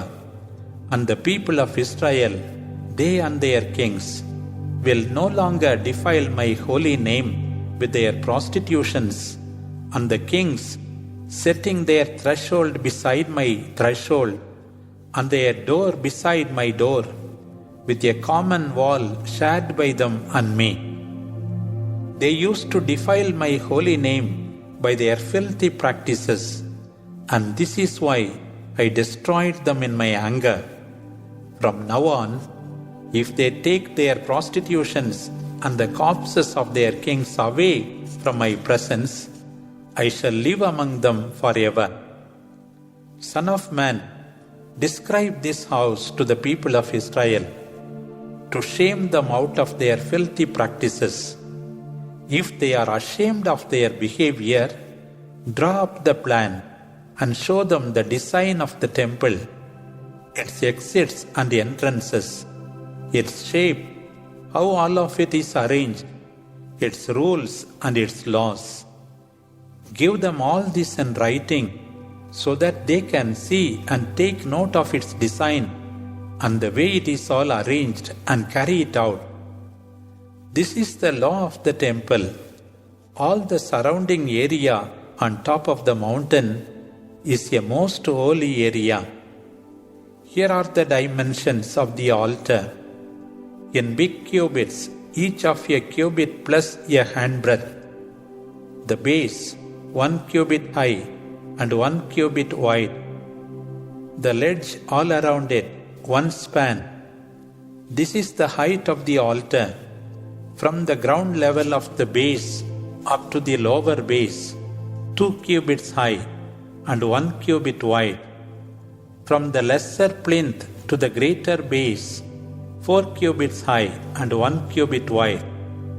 The altar hearth, 4 cubits high, with 4 horns projecting from the hearth, the hearth being square, 12 cubits by 12 cubits, and the square base 14 cubits by 14 cubits, and the ledge all around half a cubit, and the base 1 cubit all around. The steps are on the east side.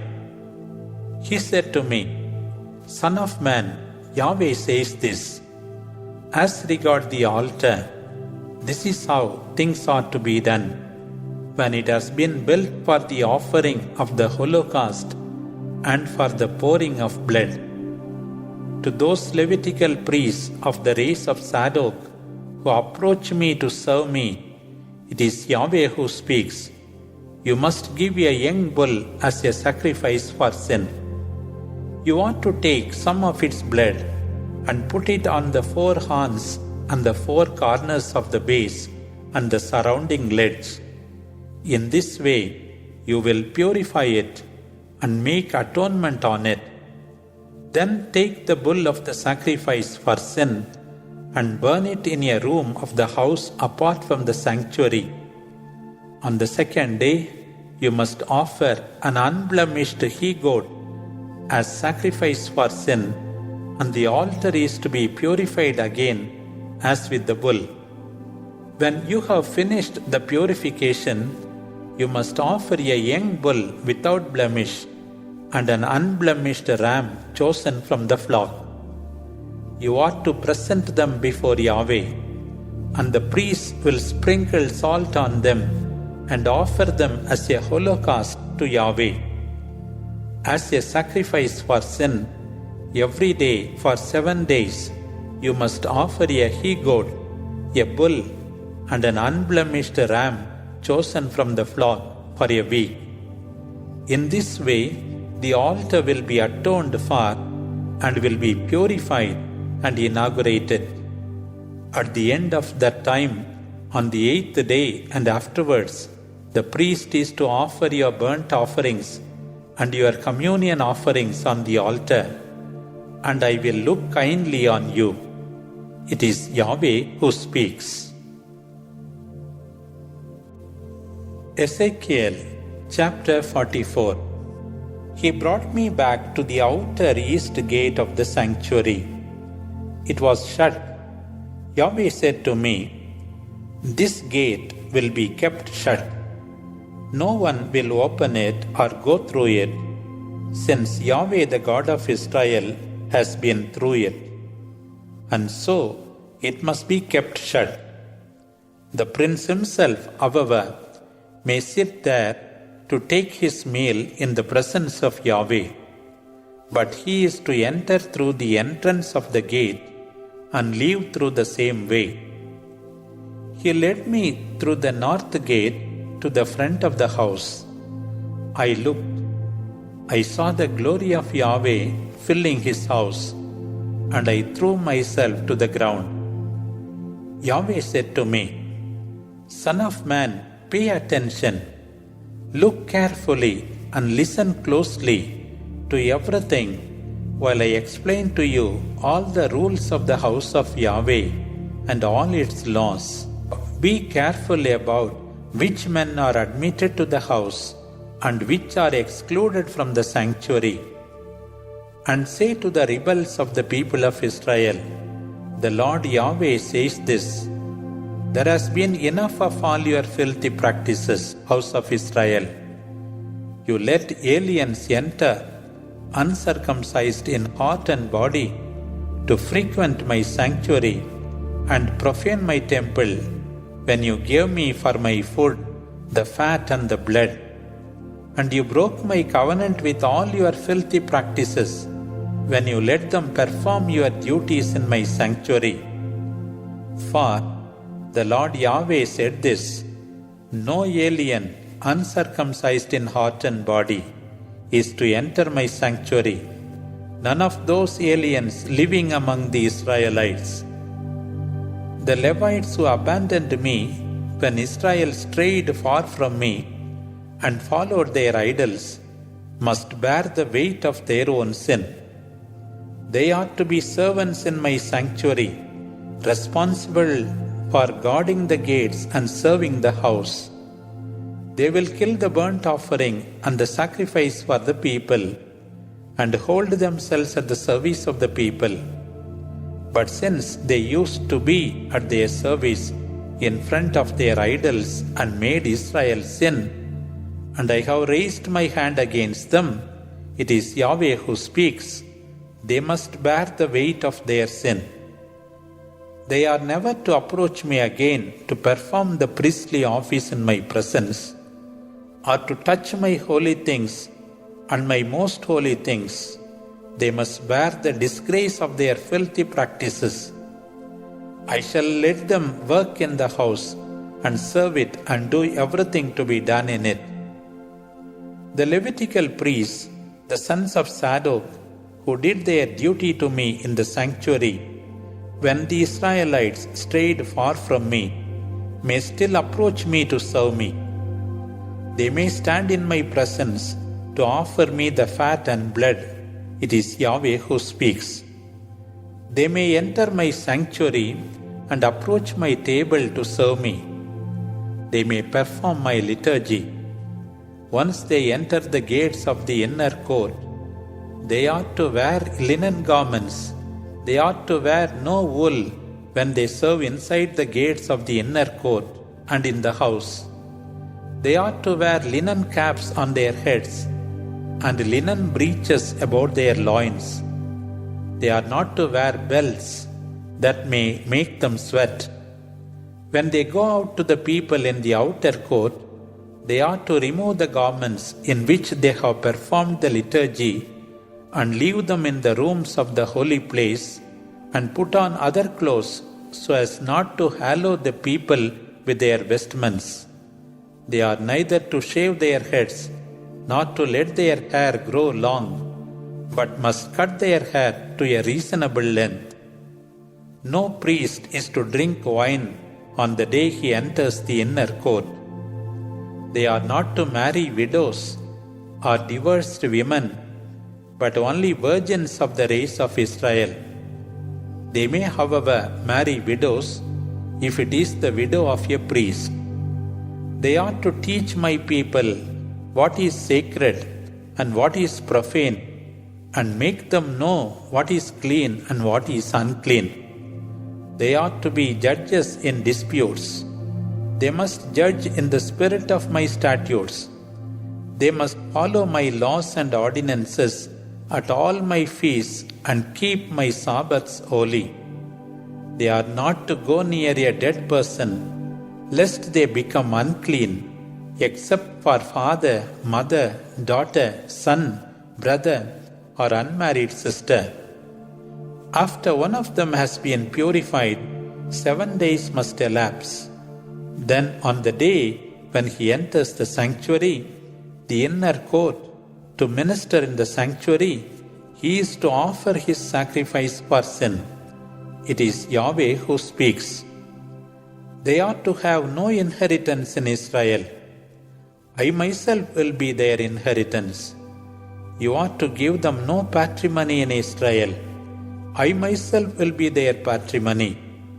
Their food is to be the offering, the sacrifice for sin, and the sacrifice of repayment. Everything in Israel consecrated by anathema shall be for them. The best of all your first fruits of every sort and of all that you offer is to go to the priests. And the best of your dough you are also to give to the priests, so that a blessing may rest on your houses. Priests are not to eat the flesh of anything that has died a natural death or been savaged, neither the flesh of a bird nor of any other creature.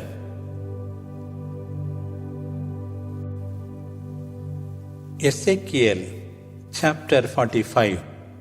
When you divide the country into portions by lot, you ought to allocate a sacred portion of the country to Yahweh, 25,000 cubits long and 20,000 wide. The whole of this land is to be sacred, and of this square area, 500 by 500 cubits is to be for the sanctuary, with a boundary 50 cubits wide all around. Out of this area, you are also to measure a section 25,000 by 10,000 cubits, in which there shall stand the sanctuary. This is a very holy land. This is to be the sacred portion of the country. It shall belong to the priests who officiate in the sanctuary and approach Yahweh to serve him. There they are to have their houses and also a district set apart for the sanctuary. An area 25,000 by 10,000 cubits is to be kept for the Levites serving the house to own, with towns to live in. You ought to give the city possession of an area 5,000 by 25,000 cubits near the land belonging to the sanctuary. This is to be for the whole people of Israel. The prince is to have a domain on either side of the very holy land and of the land belonging to the city, and adjacent to both of them, stretching westward from the west and eastward from the east, its size equal to one of the portions between the west and the east frontiers of the country. This is to be his possession in Israel. Then my princes will no longer oppress my people. They must leave the rest of the country for the people of Israel, for its tribes. Yahweh says this, "Let this be enough for you, princes of Israel. Give up your violence and plundering. Practice justice and integrity. Crush my people no more with taxation. It is Yahweh who speaks. Have scales that are fair, a fair ephah, a fair bath. Let the ephah and bath be equal. Let the bath hold 1/10 of a homer, and the ephah 1/10 of a homer. Let the measures be based on the homer. The shekel is to be 20 gerahs. 20 shekels, 25 shekels, plus 15 shekels are to make 1 mina. This is the tax that you are to levy. The 1/6 of an ephah for every homer of wheat, and the 1/6 of an ephah for every homer of barley. The dues on oil, 1 bath of oil out of every 10 baths, or out of every core, which is equal to 10 baths, or 1 homer, since 10 baths equal 1 homer. You ought to levy 1 sheep on every flock of 200 from the patrimony of Israel for the oblation, the burnt offering and the communion sacrifice. This is for the atonement. It is Yahweh who speaks. Let all the people of the country be bound to give this offering for the prince of Israel. The prince is to provide the burnt offerings, grain offerings, and drink offerings for feasts, new moons, and Sabbaths, for all the solemn festivals of Israel.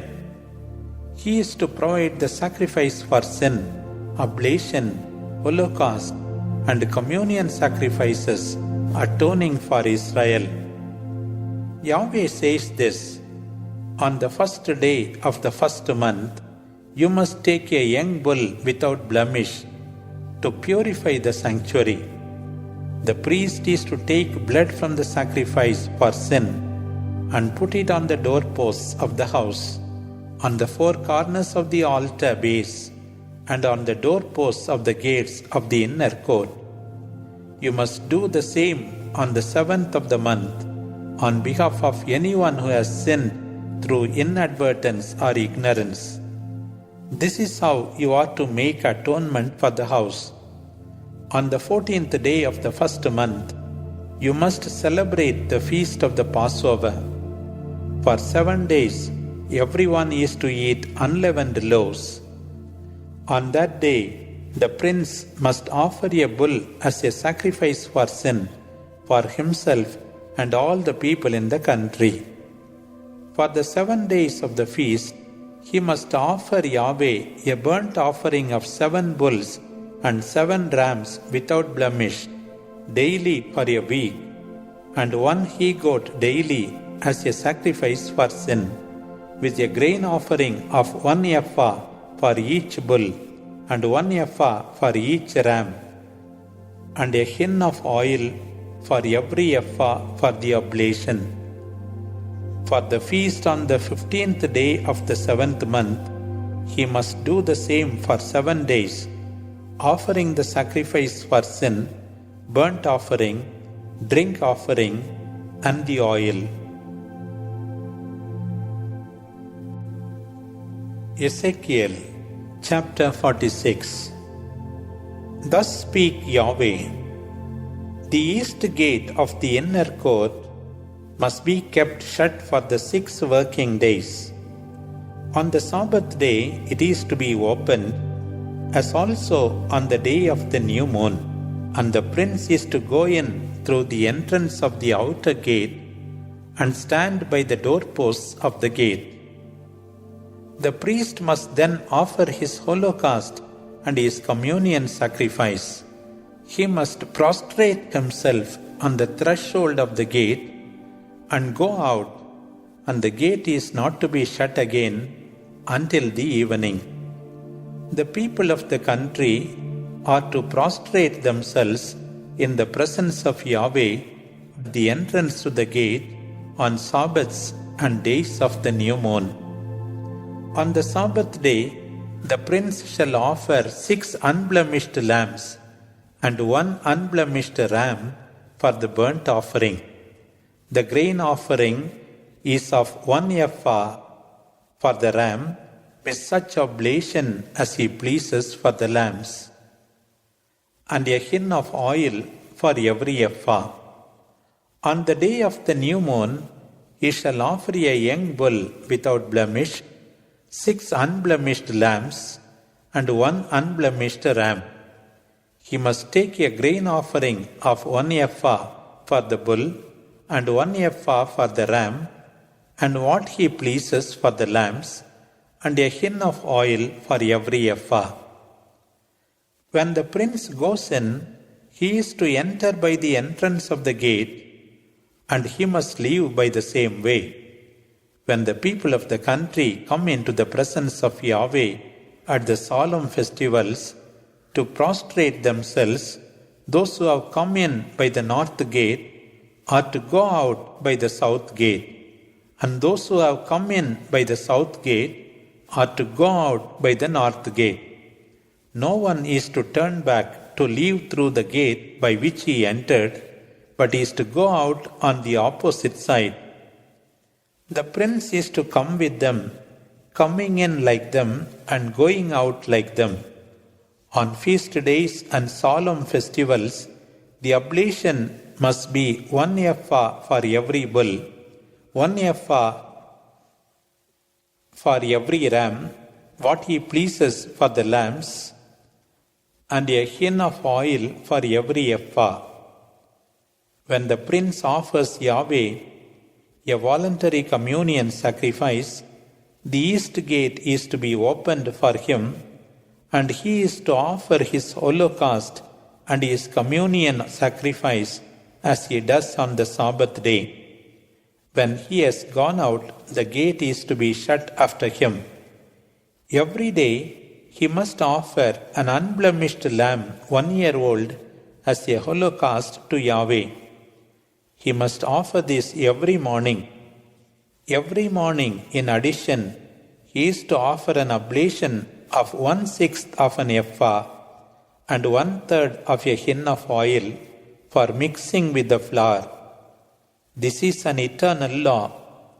The lamb, the oblation, and the oil are to be offered morning after morning forever. Yahweh says this: if the prince gives his sons part of his inheritance, the gift is to pass to the ownership of his sons and become their heritage. But if he gives part of his inheritance to one of his servants, it shall only belong to the man until the year of liberation, and is then to revert to the prince. Only his sons may retain his inheritance. The prince may not take any part of the people's inheritance, and thus rob them of their rightful possessions. He must provide the patrimony of his sons out of his own property, so that no member of my people will be robbed of his rightful possessions. He took me through the entrance at the side of the north gate that leads to the rooms of the holy place set apart for the priests. And there before us, to the west, was a space at the end.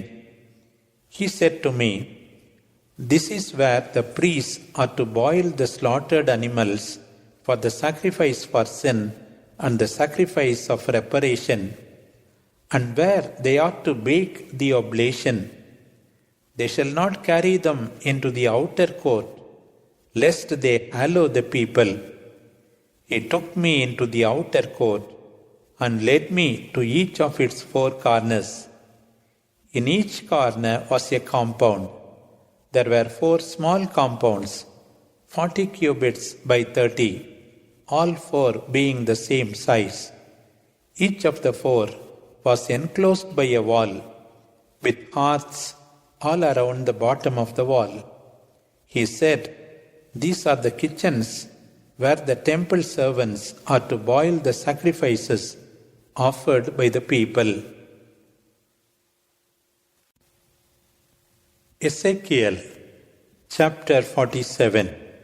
The man brought me back to the entrance of the temple, and I saw water coming out from the threshold of the temple and flowing eastwards. The temple faced the east, and the water flowed from the south side of the temple, from the south side of the altar. He then brought me out through the north gate and led me around the outside to the outer gate facing the east, and there I saw the stream coming from the south side. The man had a measuring cord in his hand. As he went towards the east, he measured off 1,000 cubits and led me across the water, which was up to my ankles.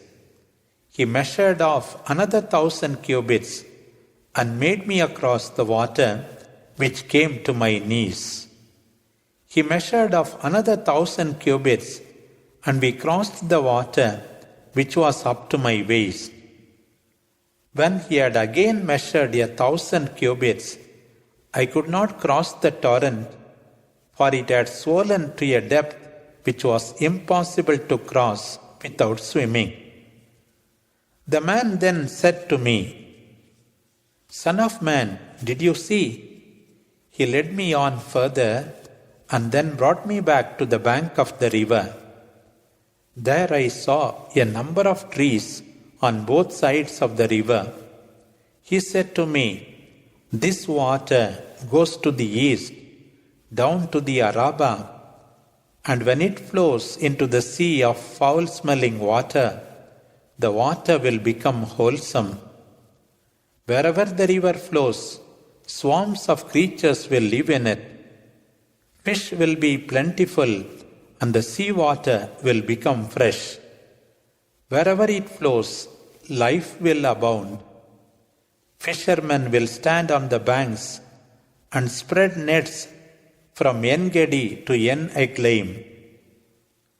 Fish of many kinds will be found there, like the fish of the open sea, and very plentiful. The swamps and the marshes will not become wholesome. They will be used as salt beds. Near the river on both banks, there will be all kinds of fruit trees with foliage that will not wither and fruit that will never fail. Each month they will bear a fresh crop because the water comes from the temple. The fruit will be good to eat, and the leaves will be used for healing." Yahweh says this: "Here are the boundaries of the territories to be allotted between the 12 tribes of Israel, with 2 portions for Joseph. You must share it out equally between you, since I swore to your ancestors that I would give them this land, which now falls to you as your inheritance. Here are the frontiers of the land. On the north, from the great sea by the way of Hethlon to the pass of Hamath, and on to Sedad, Berotha, Sibraim, lying between the territories of Damascus and Hamath, and to Hasar-Hattikon, on the borders of Hauran. The frontier will extend from the sea to Hasarenon, marching with Damascus and Hamath on the north. This is the northern frontier. On the east, the Jordan will serve as frontier between Hauran and Damascus, between Gilead and the land of Israel, down to the eastern sea as far as Tamar. This is for the eastern frontier. On the south, from Tamar southward to the waters of Meribah in Kadesh, to the torrent of Egypt and the great sea. This is for the southern frontier. On the west, the great sea will serve as frontier straight up towards Hamath. So much for the western frontier. You ought to share out this land among yourselves, between the tribes of Israel. You are to divide it into inheritances for yourselves and the aliens settled among you, who have had children among you, since you are to treat them as citizens of Israel.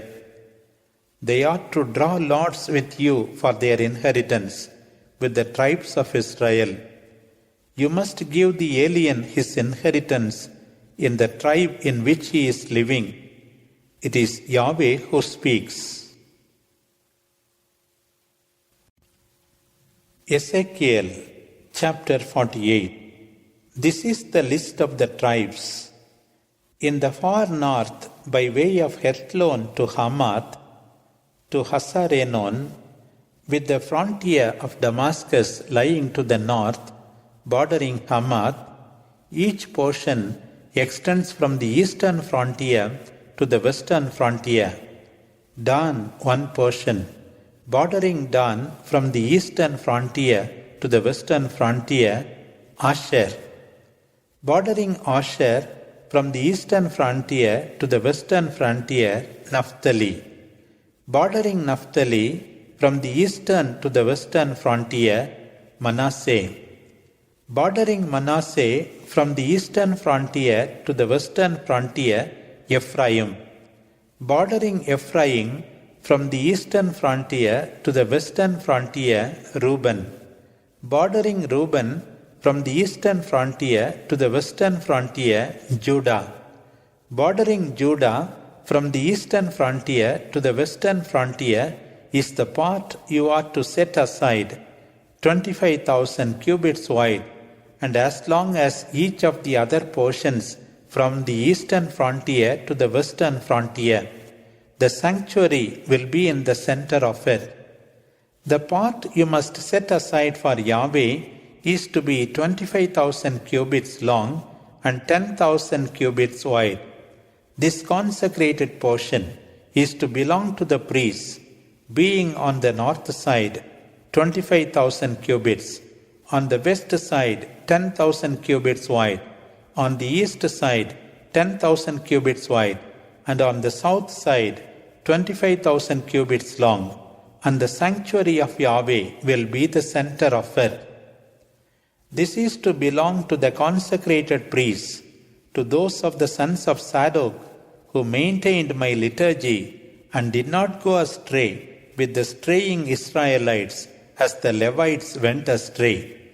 And so their portion is to be taken out of the most holy portion of the land at the side of the territory of the Levites. The territory of the Levites, like the territory of the priests, is to be 25,000 cubits long and 10,000 wide, the whole length being 25,000 and the width 10,000.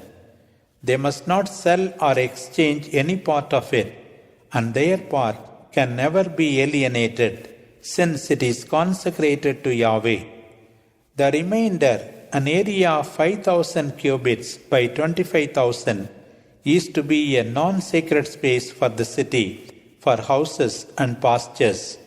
The city is to stand in the center. Here are its measurements. On the north side, 4,500 cubits. On the south side, 4,500 cubits. On the east side, 4,500 cubits. On the west side, 4,500 cubits.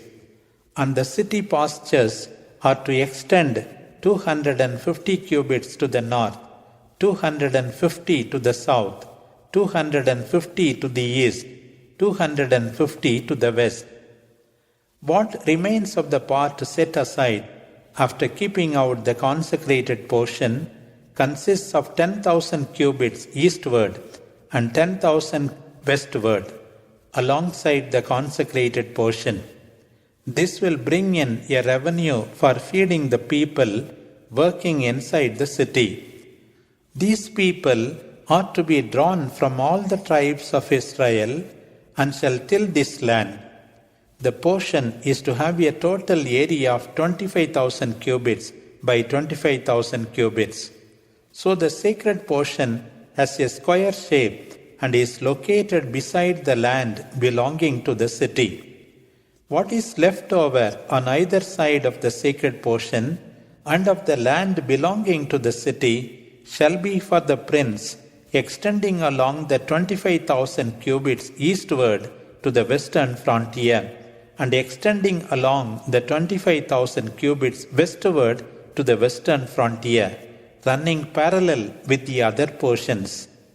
This is the portion for the prince, with the consecrated portion and the sanctuary of the temple at the middle.